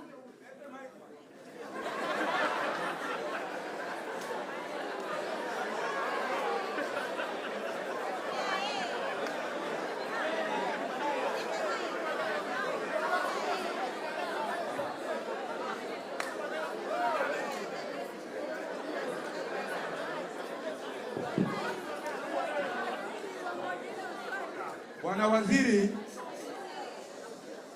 sisi tukiwa hapa Pwani tunasema Kiswahili. Mwanzo kabisa tumekushukuru. Jina langu? Bwana Waziri, niko na jina manne. Jina langu ni Rafael Odie Wakaya.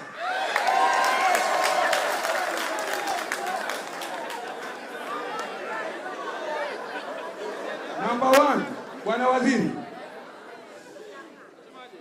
Bwana Waziri, wewe uko katika cheo kikubwa. Utafanya nini katika industry na digital technology ili hao watoto waende 50 years ama 100 years from now? Kwa sababu naona wengi wanaongea na wewe kama jokers. They are not telling you the truth, but the country is burning. The country is burning, and I am repeating, it is burning. Ndio wengine wanaita Kasongo hapa, mimi simjui. Haya, number 2, Bwana Waziri, tuko na hii kitu inaitwa enterprises. What are you going to do about the enterprises budget? Kwa sababu tunaona China, tunaona Germany, tunaona Japan, tunaona USA na kwingineko. How are you doing to do the budget of these my young daughters and sons before me here? Utafanya nini? Kwa sababu hawaongei kukupendeza.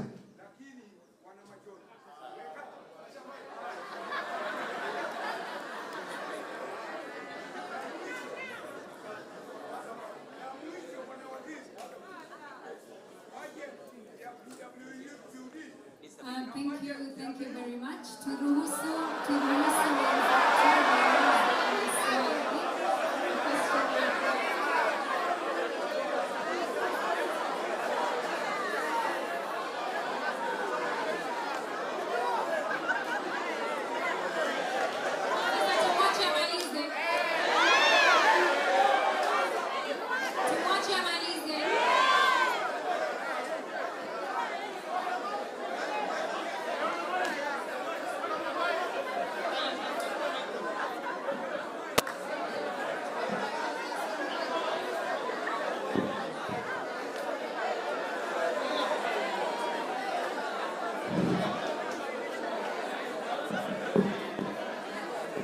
Check. Tumia hii. La mwisho. Bwana Waziri. La mwisho ni very, very important. And you sitting there, you are a very important person. La mwisho. The youth, disability, akina mama, budget yao utafanya namna gani? Kwa sababu tumepewa 5% ya vijana na walemavu na akina mama. Hata hiyo 5% hatupati. Utafanya namna gani ili tuishi afueni? Kwa sababu nyinyi mnakunywa chai Nairobi. Thank you very much. Wait. One. I've been sitting here requesting for microphone, but they are surpassing me as if I'm a waving flag. Okay, Comrades Power, Comrades Wisdom. My name's Jared Clayton, a senior student majoring in health. So, Bwana CS, I have one question and one concern. My question is fiscal equitability versus political expenditure. So, Mr. CS, I want you to answer me this question. What is going on between fiscal equitability of this country and political expenditure? You see, I've never had our president, like last time when he was here in Mombasa, if you go to town at night, there are children there, young. Watoto wadogo wako hapo wamekaa nje, but the president hawezi kuja aseme, from today, I'm giving this 20 million to construct maybe penye watu watakuwa wanalala. I've never seen that. But a church that inakaa imejengwa millions, uende unapeana hapo millions. What is going on between fiscal equitability and political expenditure in this country? Number two is a concern. And I'm taking this as an opportunity because the governor is here and the CS is here. So, like, if we as youth, if you want to get taxes from us, you can't get taxes to pay our debt without job opportunity. But I can see the government has failed to raise enough job opportunities for the youth in Kenya. For me, like we youth, we have become innovative enough. like for me personally, I have my own idea of foundation, but I cannot get to that idea because of financial instability. So, Bana CS, this is my concern to you. I have a foundation idea that can raise so many job opportunities to the youth. If you can hear me out enough, and maybe if you call me personally, I can explain it to you. And if I can explain it to you, and if you can hit me enough, that idea, Mr. President, Mr. CS, wait. You know, tuongee tu kweli, like kama si used to go hapa, si wote. You are depending on this Swahili pot, si ndio? You are depending on this Swahili pot. Now, this person enough, but without that more financial stability, easy to employ si wote. But if you have this financial stability from, like for me, if you start other foundations, we can be able to create more job opportunities, and it will be majorly for the youth for this country. So, Mr. CS, kindly hear my concern. Thank you. Thank you very much. Thank you very much. And that is a wrap up of the questions that we have right now. Let us allow our Cabinet Secretary of National Treasury and Economic Planning to address the questions. Waziri, karibu tena.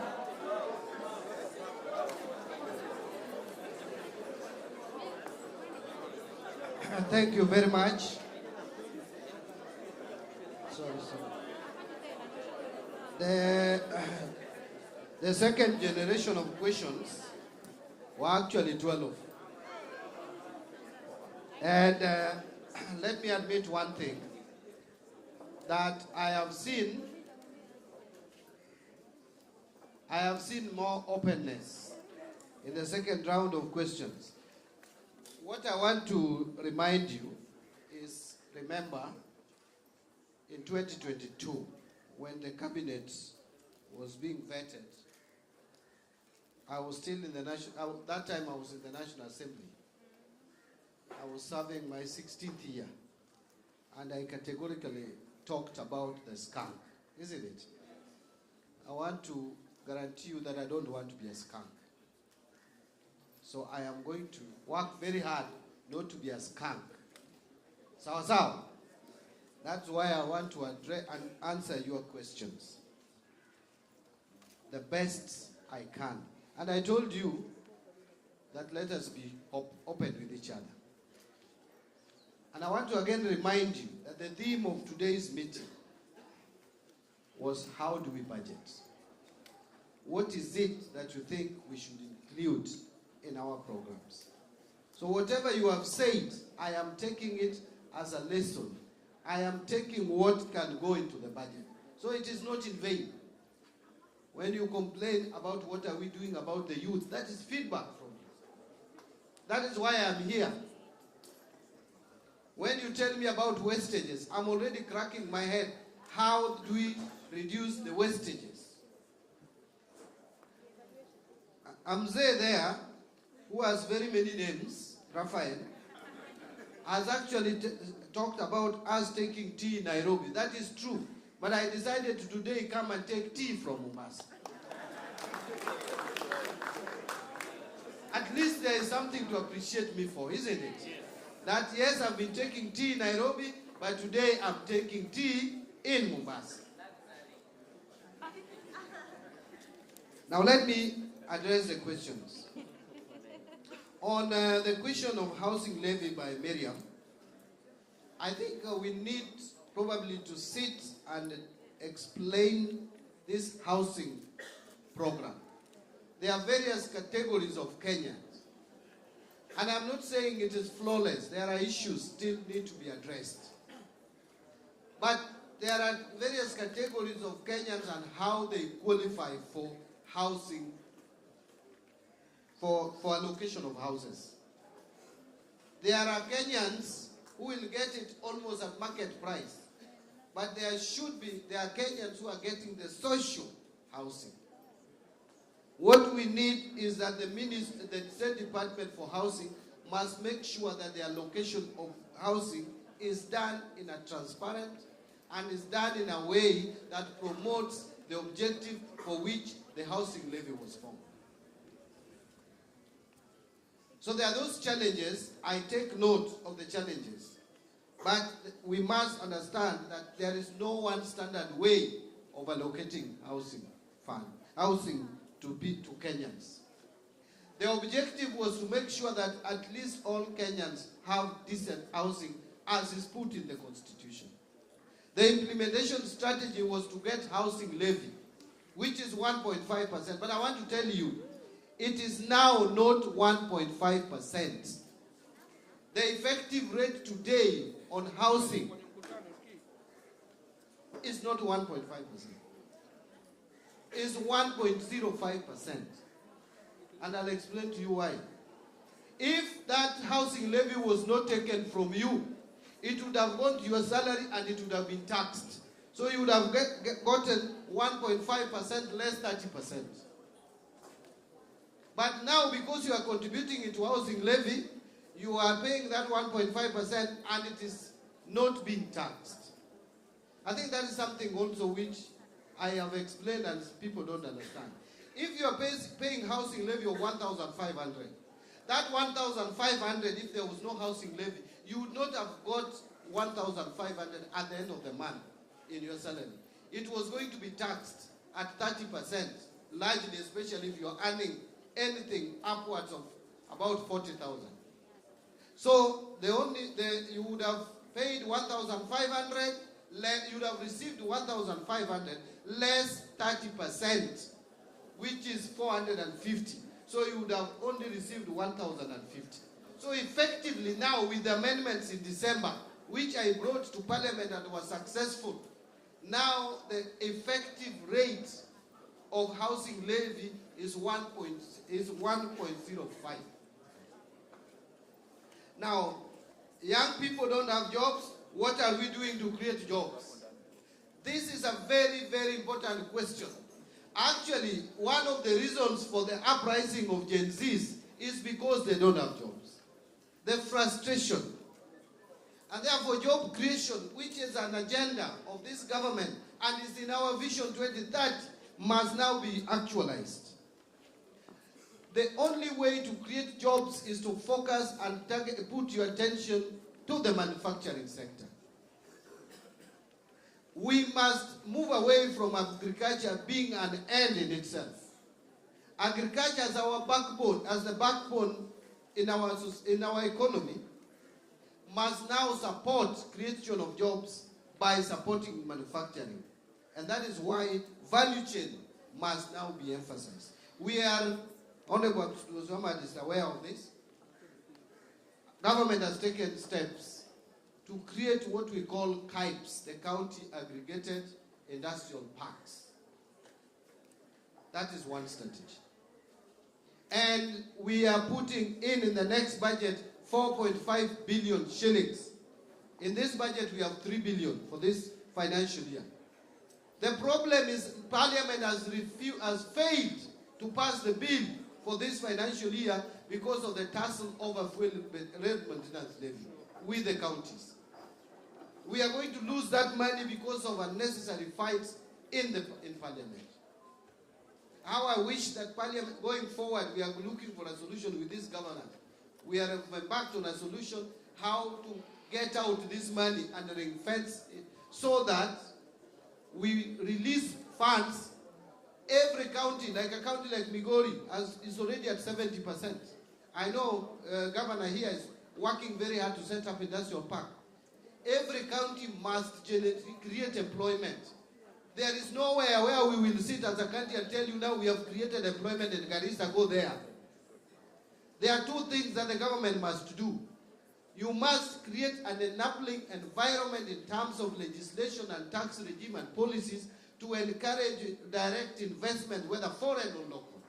And that is why I have said that under my watch at the Treasury, we are not going to disadvantage businesses by increasing unnecessarily the taxes, so that we stop discouraging employment, investment and job creation.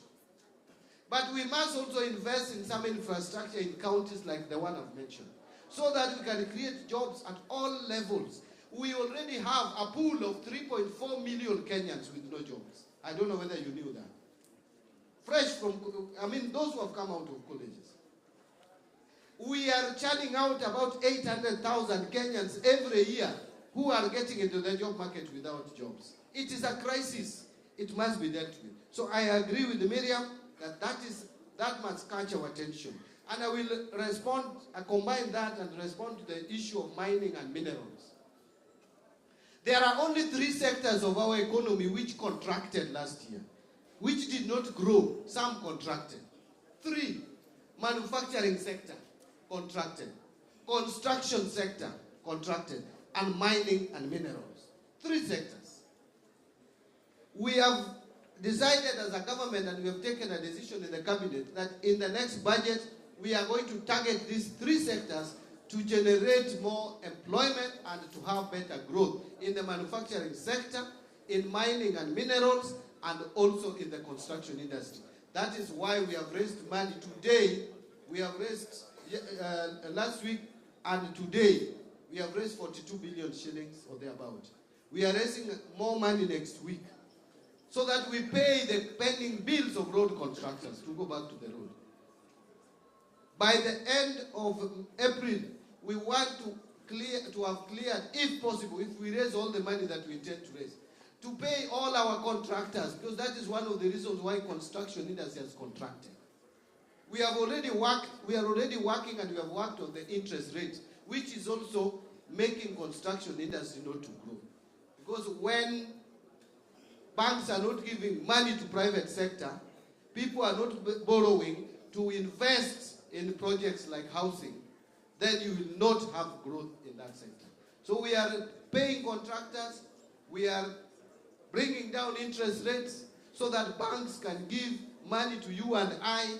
You construct your house, you will employ not less than 20 people in the construction of that house. As we supplement with the government should not be the one implementing everything.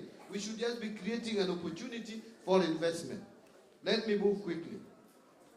How do we deal with wastage in government? We must make sure that we do our budgeting properly. But this question is even more than explaining that we must deal with wastage. Because this question has directly touched on me. Even how I use chopper has been asked.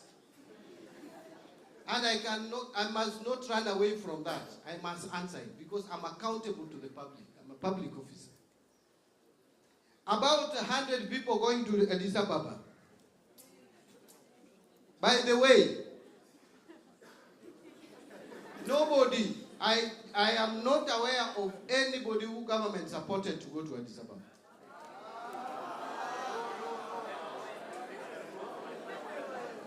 You ask me a question, am I supposed to respond or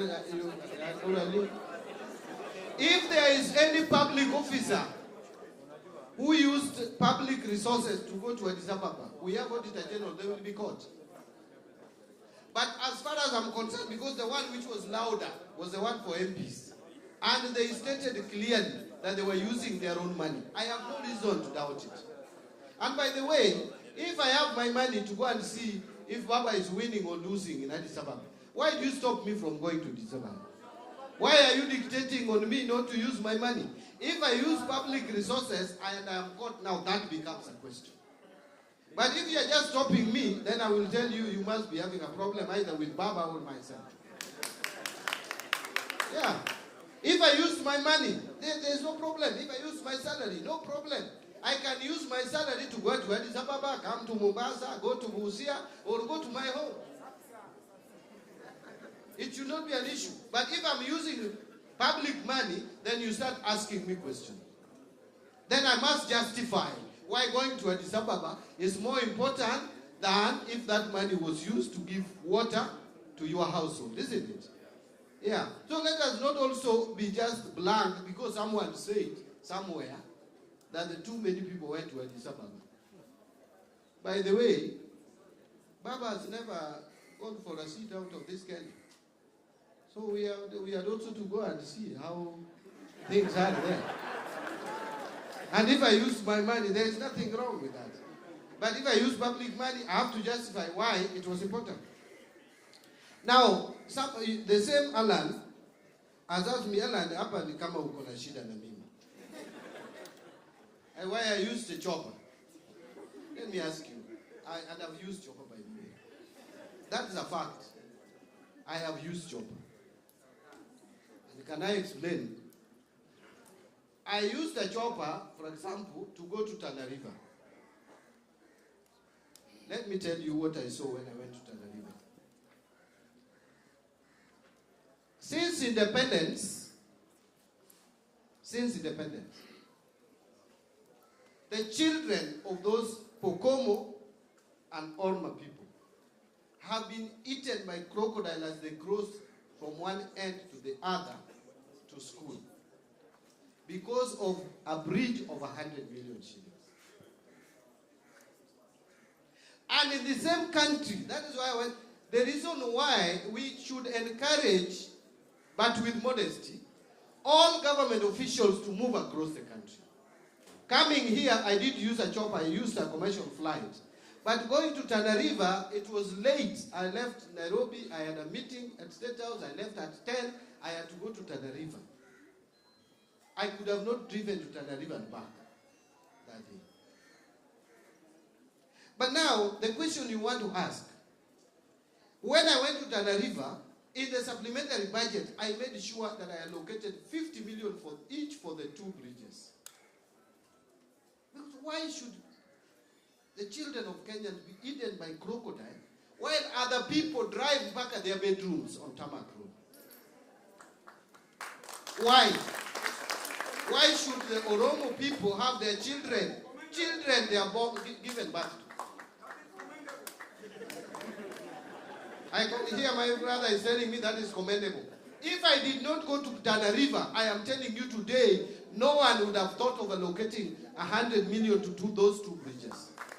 Because I would have sat on the 14th floor of Treasury building, seeing papers recommending 50 million, ningesema tuna pesa, we don't have, this is not a priority, must we put a bridge? Be there. But when I saw elderly people over 60, 70 shedding tears, that to me is the change that I think we need in this country.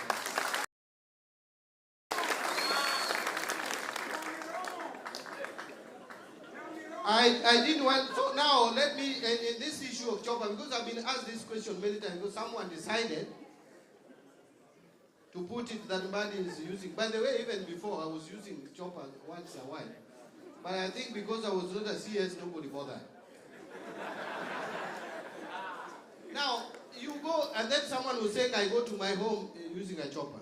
If I go to Kakamega, there is a program which we call FLOCA. FLOCA program is financing locally led climate financing. It is in all counties, including Mombasa will come together with my brother here. We are supporting counties, they are putting money, we are also putting money. In Kakamega, the audit queries which were threatening the very survival of that program. And we are getting billions of shillings from various donors, including Germany, Denmark. They are giving us their billions. And you know how sensitive donors are. There was an audit query. I was also going to Kisumu the same day. The FLOCA program has a budget for oversight. They support my reaching Kakamega using a chopper. They could have fueled my car as well, but how many hours would it have taken me to go to Kakamega? We went and corrected that mess and we reopened the account of Kakamega County. And I came back to Kisumu over the same FLOCA. Then I was going to my home. So did you want the chopper to leave me on the Tarmac Road in Kisumu to walk to my home? If the chopper is coming to Nairobi, it had to drop me at home in the village and then come back to Nairobi so that I can greet also my people in the village. Is that a mistake that I made? If someone wants to calculate, then can calculate between Kisumu and my home how much it would have cost out of the cost, then I paid. But if anything, the chopper was coming to Nairobi, so there was no any extra expense. I think I've answered that question of chopper. On the issue of contributing to Harambes, this one, please allow me, this is an individual decision. If the president has decided to contribute to churches, why do I have to respond to that?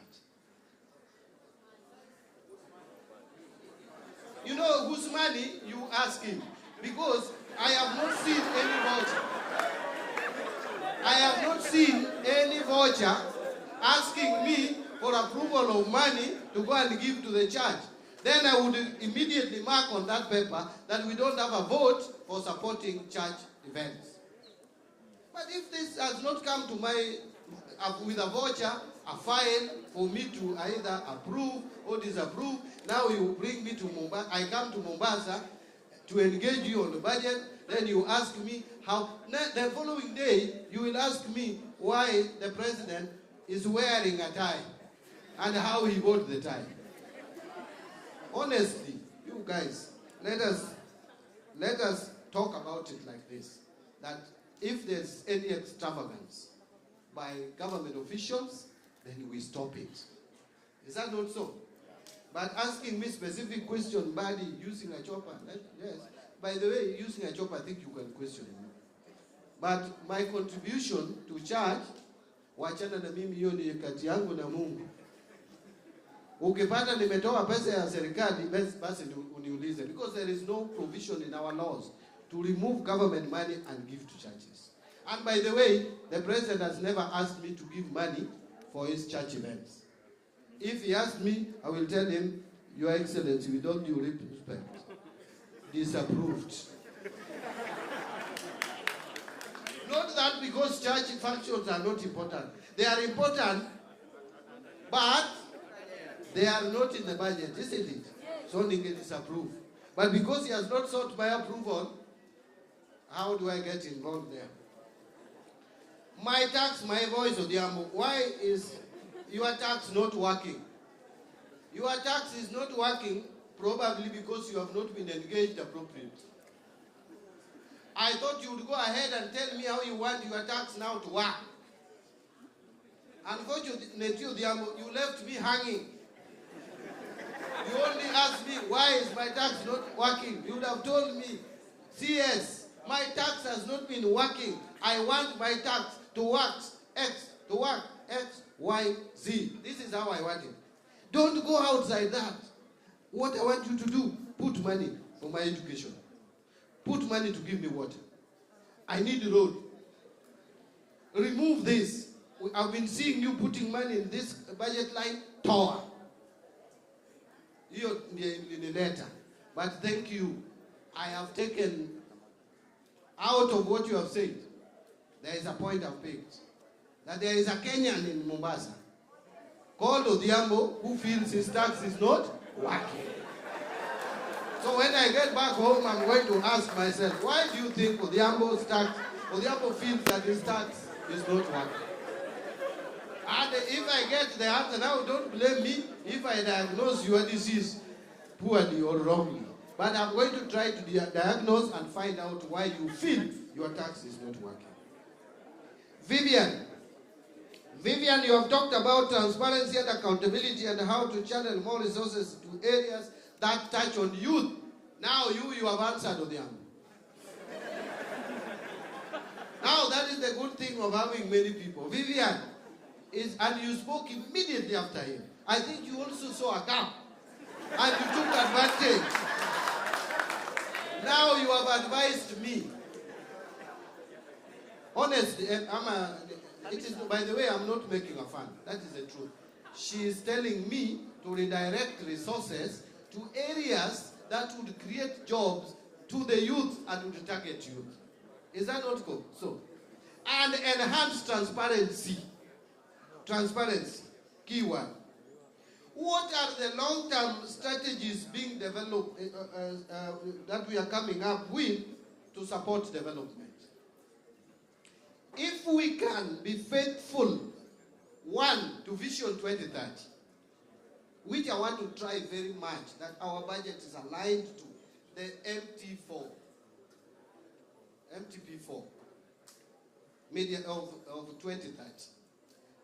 And be faithful to the agenda that we start of having agriculture support manufacturing. by making sure that those crops which have long been forgotten, like coffee, we increase the production of coffee from 50,000 to 150,000 metric tons per year, and do value addition before we take our coffee, which I'm told is one of the best in the world. Better than Uganda, which is of poor quality. No, lesser. No, let me not say poor. Lesser quality. Robusta is lesser quality than Arabica, isn't it? Yes, that is what I hear. I'm not an expert in the coffee. So those are the things that we must remember. By the way, that's just a simple investment. Governor, let me tell these people, do you know, by injecting money, and we released 1 billion to KCC the other day, KCC has increased uptake of milk from 100,000 liters per day to now 200,000 liters per day. Promoting farmers. That is now good use of resources, where you can see marginal productivity, increase in marginal productivity. Not where we throw money and we don't even see what we are getting out of it. I was asking when we were taking Europe on to sweep or clean Kibera. Much as making Kibera clean is very important, but the question is, why do you go to the, how many of you here would go to the bank, borrow money to go and clean, kufiaka their homes, just to cut grass? Because how will you pay back the loan? We must put our money where there is value addition. Standardizing prices of commodities. You asked me, Ogola, you asked me a question about why kibiriti hapa 50 bob, kibiriti hapa 100, 10 bob, 55 bob. What I can do is to make sure that we don't have counterfeit products. Because I doubt whether if this kibiriti, they are manufactured using the same cost of production, that there would be such kind of difference in pricing. There must be counterfeit, there must be illegal smuggling of goods in the country. That is the work of KRA, customs, and everybody else. So that is what we need to stop. Because we are not going to tell the shopkeeper, please don't sell at 5 shillings. Because Kenya is a liberalized economy. Market forces. So we can't do that. The only thing you can do is to check if you are getting substandard goods coming into the country. Mama, I just wrote your name as Mama. You really spoke. And she said she loves me. Ameenda. Mama hangeenda bila mimi kujua jina lake. She's called? Nitanoti hiyo jina, ni jina tamu sana. Nikirudi nitamtafuta. She has told me to make changes without fear. By the way, siogopi. Kukuja hapa sikuomba ruhusa. And by the way, I told the president when he gave me this assignment that you did not pick a conman. You did not appoint a conman. And by the way, up to now, and I know so many people don't believe this, I have a free space to work at the treasury. Many people don't believe it. I have my freedom to work. If I didn't have it, I would leave. Sijakosa options. By the way, nikirudi constituency nitashinda tu nikuwe mbunge tena. Those who are coming from my place, they know. Sindio? Yeah, so I am here to work for Kenyans. I may not be the best. I may not achieve the highest. But wacha nijaribu kulingana na uwezo wangu. Nikishindwa, mtajua hapa Mbadi ameshindwa tu. But not for lack of trial. I will put my effort because someone must do this thing. Things are terrible. Let me tell you, the first few months I was in that office, I lost weight. And you also, hata mukaanza kuni-enjoy kwa social media. Sasa, what did you expect? If I bought those clothes when I was a little bigger and I've reduced weight, so where do you want me to get the other weight, the other body to put on the clothes? But things, we have not lost it completely. Again, there is this Kenya National Fish Cooperative. This one I'll take up with my colleague Goparanya. Angalia ni shida iko wapi. Qualified engineers, but we are not importing from outside. I think we must start believing in ourselves as a country. I think that is where the problem is. You find Kenya, we import everything, and anything imported is celebrated, whether human beings or even clothes. I'm not talking about marriage. I'm just talking about when you see someone, even with a ruler, someone who has even been freed from prison in this country, has come here with a ruler, and huyu ni engineer kali. Mtu ambaye hata hajasoma, where he is, he was just a casual laborer in road construction. Engineer, but we don't respect our engineers even with PhDs. So I think I agree with you that we need to do something about believing in ourselves. David Odhiambo, you asked many questions. Why do you pay capitation, pay salaries, and still people pay school fees? I think the cost of education, cost of our services needs to be looked into.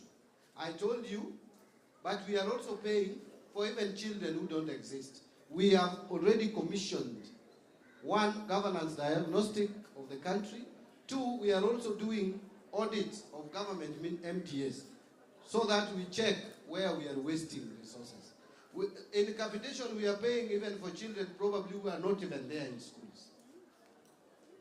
E-citizen, the reason why you also pay money for e-citizen after it has been installed is, you know, there is what we call service fee. That system also must be maintained. You can question the amount being paid, but there must be something to maintain a system.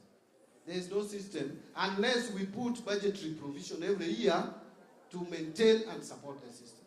But if the system has to remain functioning, there must be some fee. Again, the issue of President paying 20 million has come again. I want to now not leave it. I don't want to talk about it. I've already addressed it. How do we ensure the better use of our current debts? By ensuring that there is no corruption. I know kuna a bit of excitement. Mama merudi. Hiyo ndiyo sababu. Yeah. Yes, I know our Muslim brothers and sisters want to break the fast, isn't it? So can I move quickly, maybe in the next 2 minutes, Malise hizi swali zimebaki. Hizi maswali zimebaki. Now, control of budgets that we are paying outside the system. I think there was a report to that effect touching on the treasury.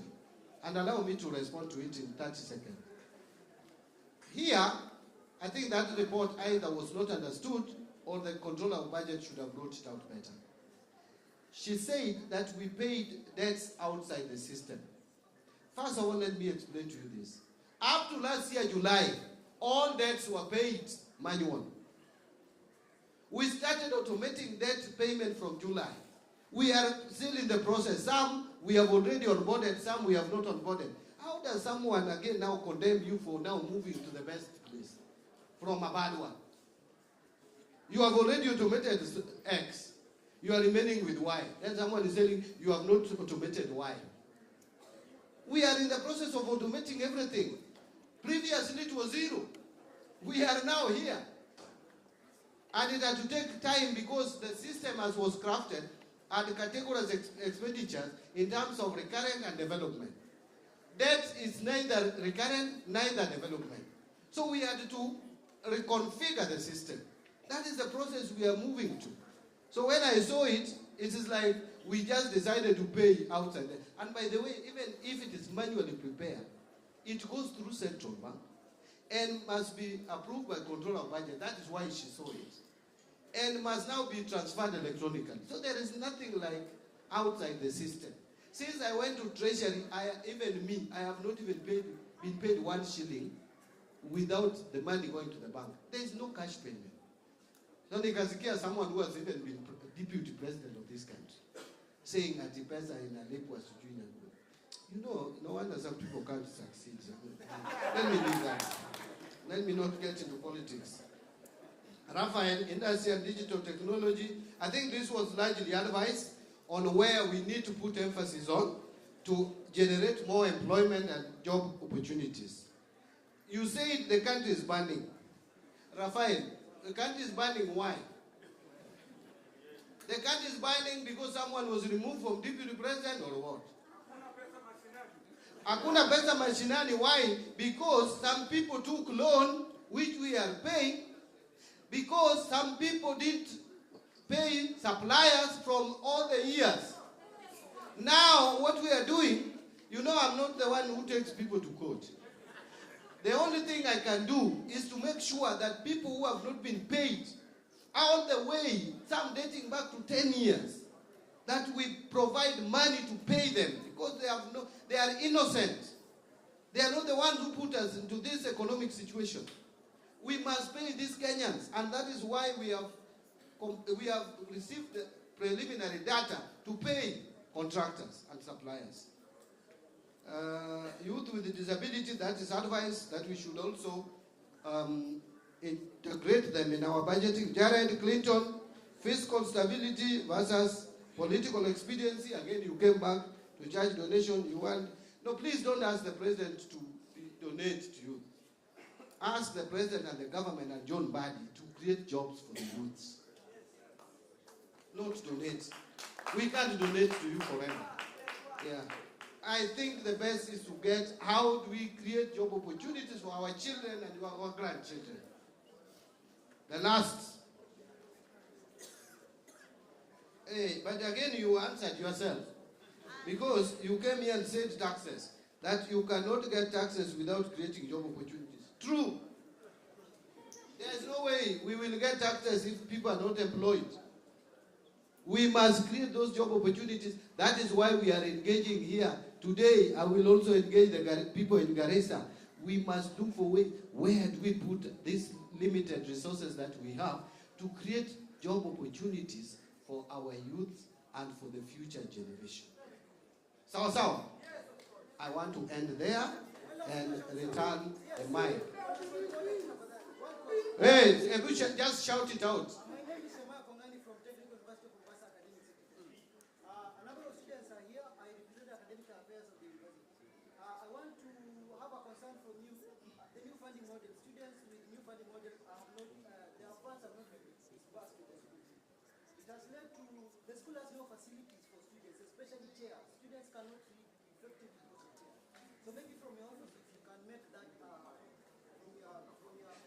Another one I will answer you straight away.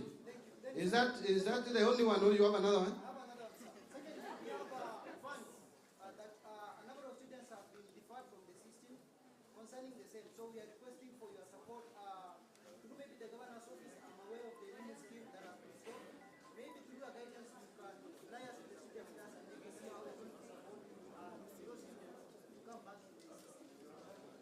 I think now what we will do, our brothers and sisters want to break the fast. Please, I want to respect our Muslim brothers and sisters. On the issue of university funding and even health, by the way, Treasury has released over 60% of the money. I wish I came with the figures. I will follow up with the ministry and just of education, the line ministry, why there are challenges. On your issue of the system, maybe before I leave, I may need to get your contact. I will invite some students, a group of students. You tell me what exactly is the problem, so that we can see how it's going. So please make sure, my friend, get that gentleman's number. Then we will get back to you by Tuesday. I will make sure you come, maybe with the 2 other students or 3, to Kai Chini to sikia ni shida iko wapi. Can I now leave it to my sister? Can I leave it to you? You decide what to do?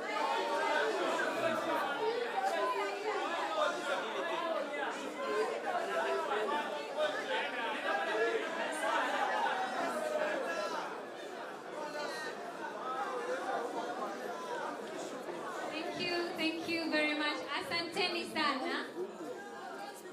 Asanteni sana. Sasa kila mtu amenyosha mkono. Naomba mkumbuke kwamba ndugu zetu pia Waislamu tumefunga.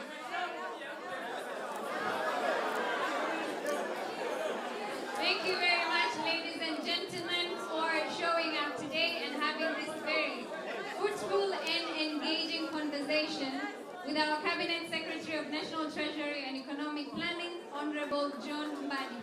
Thank you very much, Waziri, for being here. I think it's been very interesting to see that vijana wetu bado wako na maswali kuhusu budget, and I think this is a very good point that we're able to take and continuously engaging.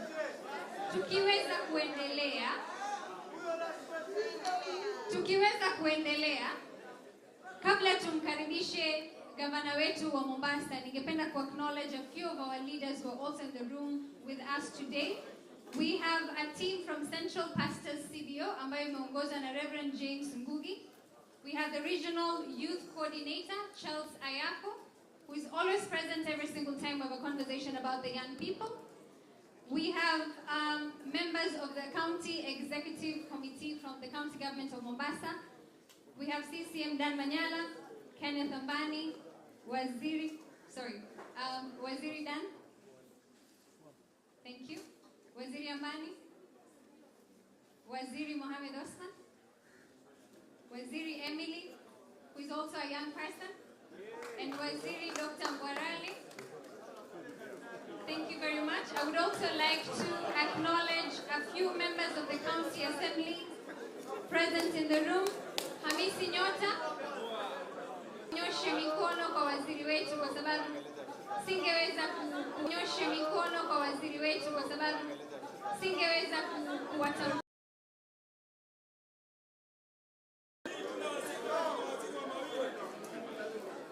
Thank you very much, ladies and gentlemen. And now I would like to welcome His Excellency Abdulswamad Sharif Nassir, the Governor, County Government of Mombasa. Haya. Amjambo. Assalamu alaikum. God is good and all the time. Now, Mbadi, I want to remind you. Hawa jamaa unajua hawajui pale tumetoka mimi na wewe. Mbadi tulikuwa na yeye katika bunge. Wakati mimi na Mbadi tuko bunge lililopita, mara ya kwanza nilikuwa backbench. Nilikuwa noise maker kweli. Nyinyi mkiona kwa hapa kuna watu noise maker, mimi I was the worst. Manake mimi nilikuwa upande wa opposition. Sasa nilikuwa ni first timer, nikifika pale kazi yangu mimi nikiona Mbadi anafanya hivi na mimi nafanya. Akipiga meza na mimi napiga meza na mikono miwili namna hii. Then we matured. And in the process of maturing, my party found it fit for me to be able to chair one of the most prestigious and powerful committees in the whole of Parliament. And I was the chair of the Public Investment Committee. Campaign manager wangu mwingine alikuwa ni Mbadi. Ndo alikuwa anazunguka kuhakikisha, and at that time it was one of the toughest elections. Kwa sababu kulikuwa kuna mvutano mkali baina yetu na upande wa Uhuru, ulikuwa hakuna mambo ya handshake. So they said huyu jamaa akiwa ndo chair wa PIC, hapa kutakuwa na matatizo kweli. And we had it our way, na Mwenyezi Mungu akatujalia. Mwenyezi Mungu alitujalia, whatever it is we did in Parliament. Leo mimi ni gavana wa hawa waungwana walioko hapa, and I couldn't have asked for a better job.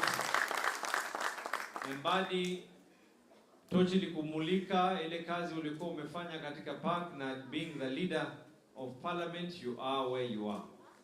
But I can confirm one thing as well. I don't envy your job. Naomba fadhali, kama kuna yoyote mmoja wenu hapa atajaliwa kuwa rais wa Kenya, msinipatie kazi ya CS wa Treasury. Kama mambo ni haya, tafadhalini, because you never know. I'm confident that amongst those who are here, there's someone who's going to pop up and become something. Mmoja wenu atakuja kuwa. We can be, we can reach in many levels. But I can confirm what I have learned by sitting. We boil down to three things. One, people know what needs to be known. Two, there are those who don't know. But three, there's also those who think they know, but actually they don't know. And the fact that you took the courage, you're the first CS.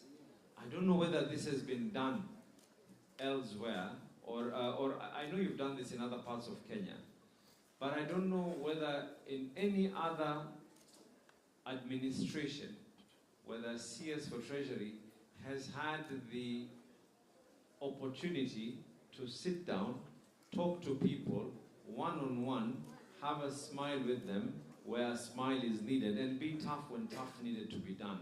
So you've done well. I think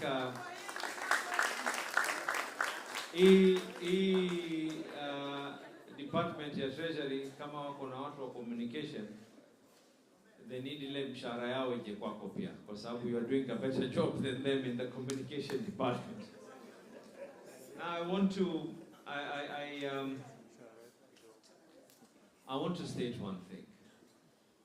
In this country, there's enough for everyone's needs, but there's not enough for everyone's greed. Let me repeat myself. There's enough for everyone's needs, but not enough for everyone's greed. I believe that what is out there is truly enough to be able to cut. We might not be able to turn the leaf overnight. That is an impossibility. But I strongly believe that if we can be able to take a step, that step will eventually be a leap will eventually be a run will eventually be a sprint, and we will have reached far by doing the little things that we are doing now. Collectively, we'll be able to do more. Are there challenges that this country faces? By all means, there are challenges. Coincidentally, and as I was seated there, I was saying to myself, I'm glad that the shoes John Buddy is wearing are not shoes that would have stated opulence, or probably his watch or something. He's looking at his shoes. Because this whole conversation would have actually changed, and it would have been a conversation on what Mbadi actually wore when he was talking to the youth in Mombasa. Coincidentally, I've just come as my capacity, my party constitutional obligation. I have just come. I think that is the CS for Blue Economy. Am I right?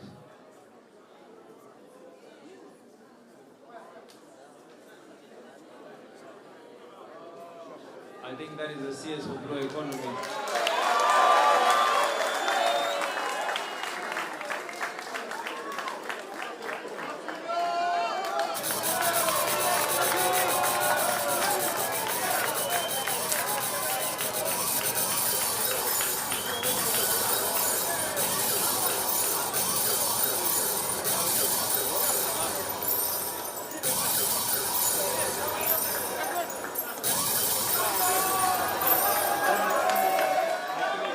Karibu sana.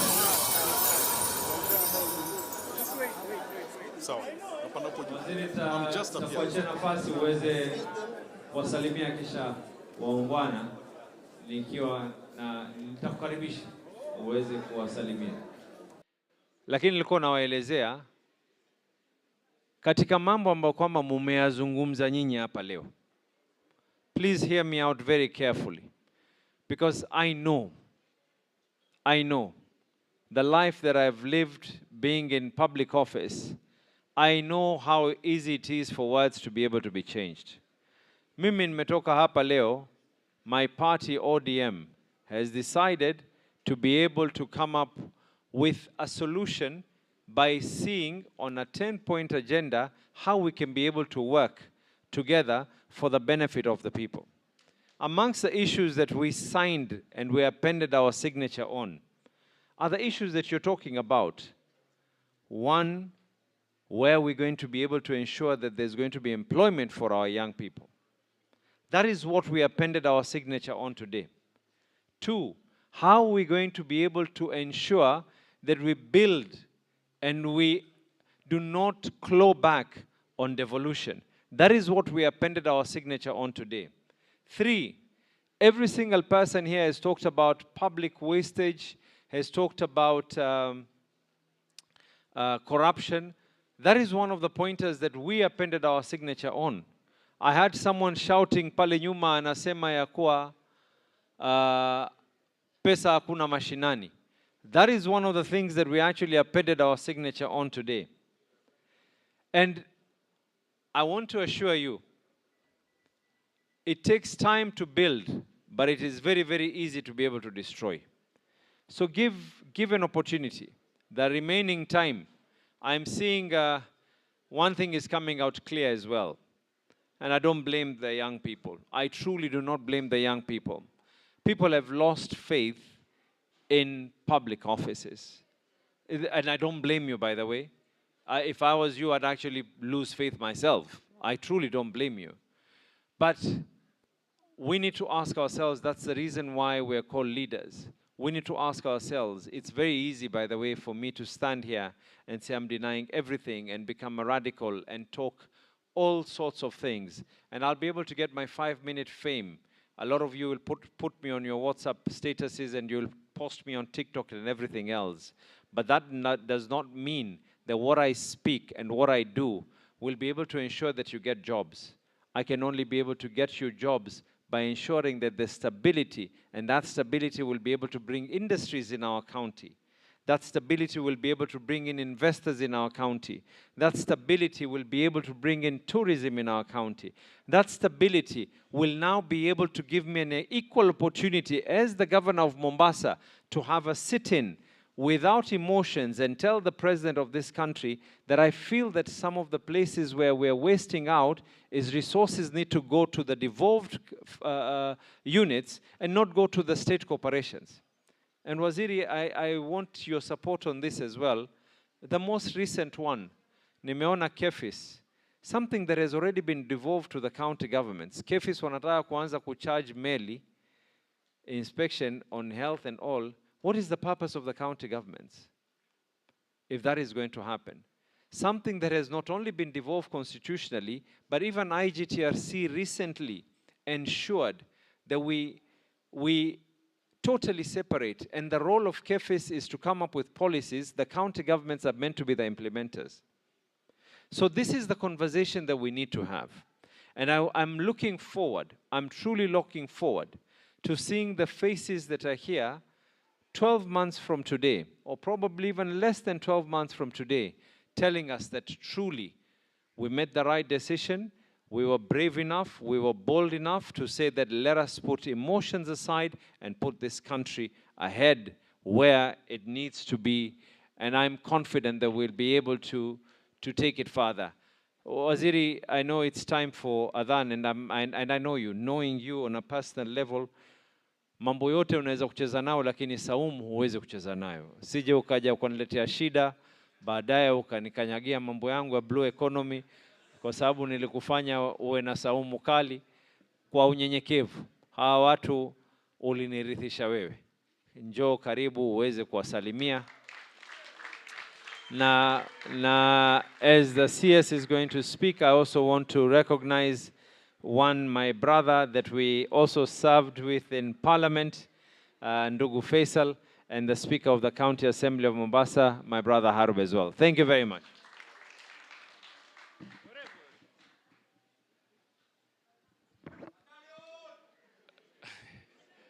Gavana, wewe ni mwerevu sana, sababu kama ungechelewesha sifungue mwadhini tungepambana baadaye. But rafiki yangu na ndugu yangu waziri wa mambo ya fedha na uchumi, Governor Abdul Swamad, Mheshimiwa Faisal Badar, Speaker Aroro, and MCAs and dear colleagues, brothers and sisters, mambo namna gani? Mko fresh? You know, mimi nilikuja hapa kumkaribisha my brother here in the county of Mombasa as a colleague that comes from here. Alikuwa amenijulisha kwamba atakuwa hapa Mombasa kuzungumza na watu wa Mombasa, mambo ya bajeti, mambo ya uchumi, and the plans the government has going forward. Vile vile nikamsikia Kansela Kim, ulimwona alipost jana, Abdusamad, ulimwona Kim alipost, twamngoja huyo Mbadi, makansela wa zamani. Sasa nilifikiri utakuja na noma, kumbe untulia tu hapa.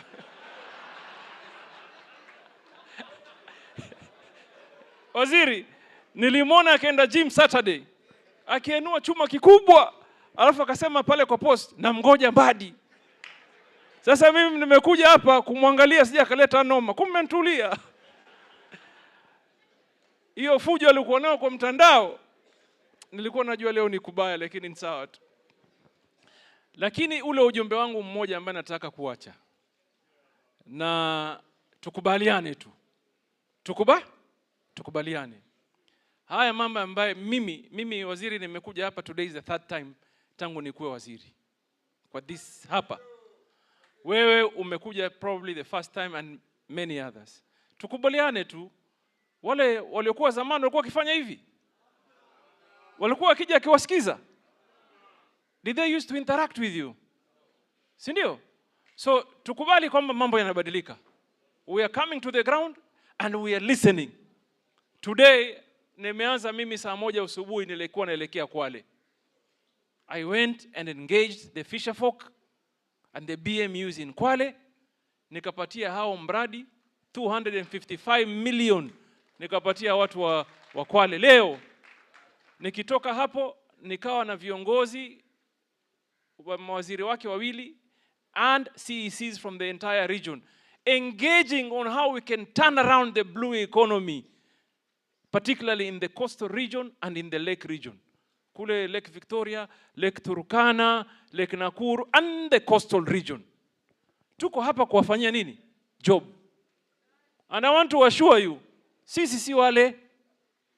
Sisi si wale. Tukisema tutafanya job, tunafanya nini? Job. And I heard, when I was walking in, I heard Abdusamad saying that he doesn't envy CS here.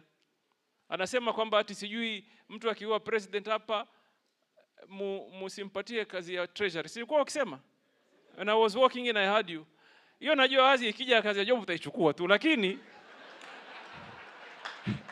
ikitokea wezi wacha. Lakini imagine how busy the CS for treasury may be, but he's here with us today. He's here talking to us.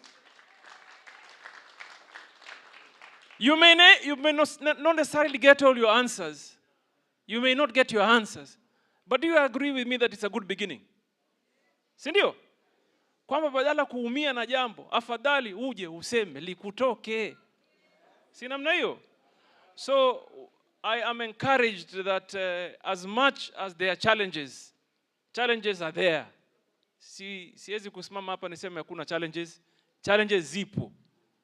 But for as long as there is the willingness and the commitment to be able to face them and solve them, then we may be on the right trajectory.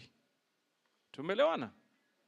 So mimi nawaambia, mimi mwenyewe mimi ni mtu ya kusikiza maneno sana and encourage you.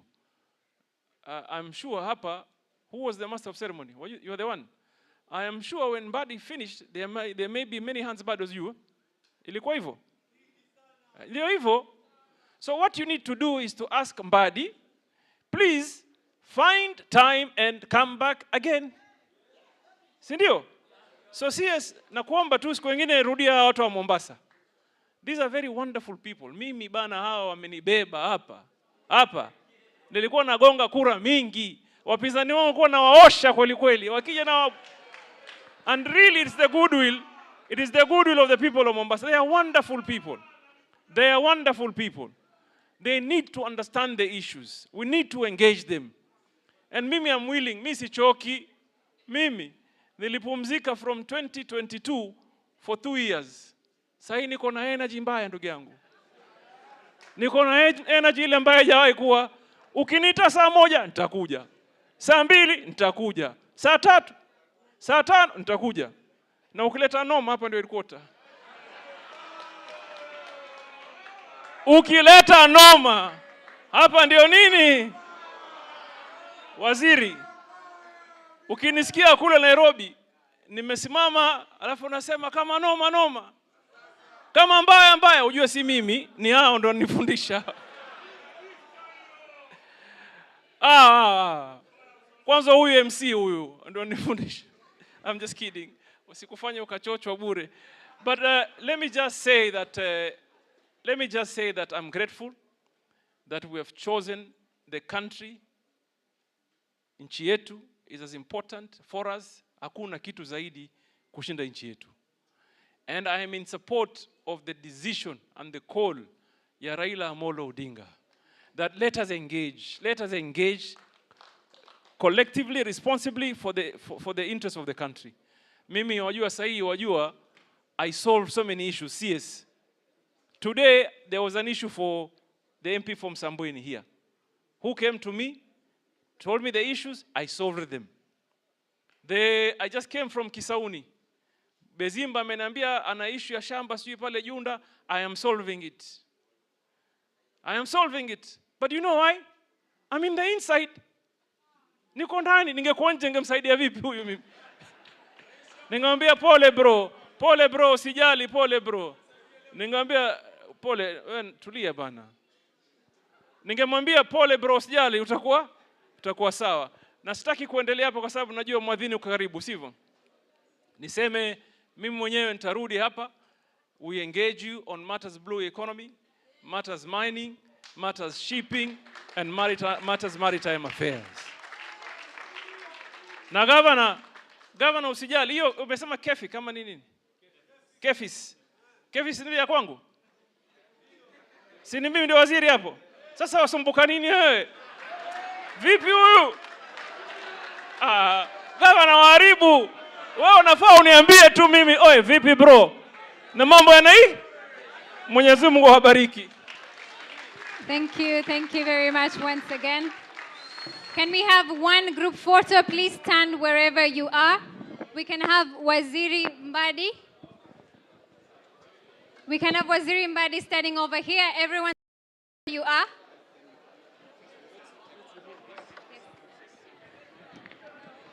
They'll take with the audience as well. We bring the flags by this side.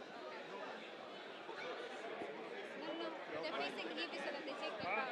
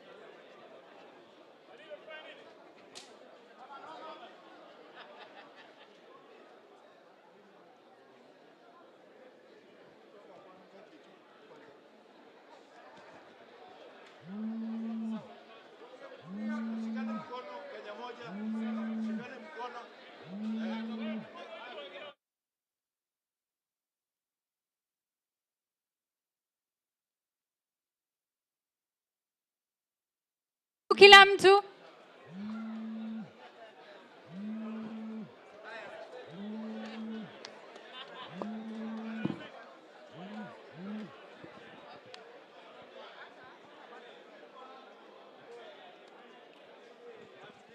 Chukua link ya mtu mmoja.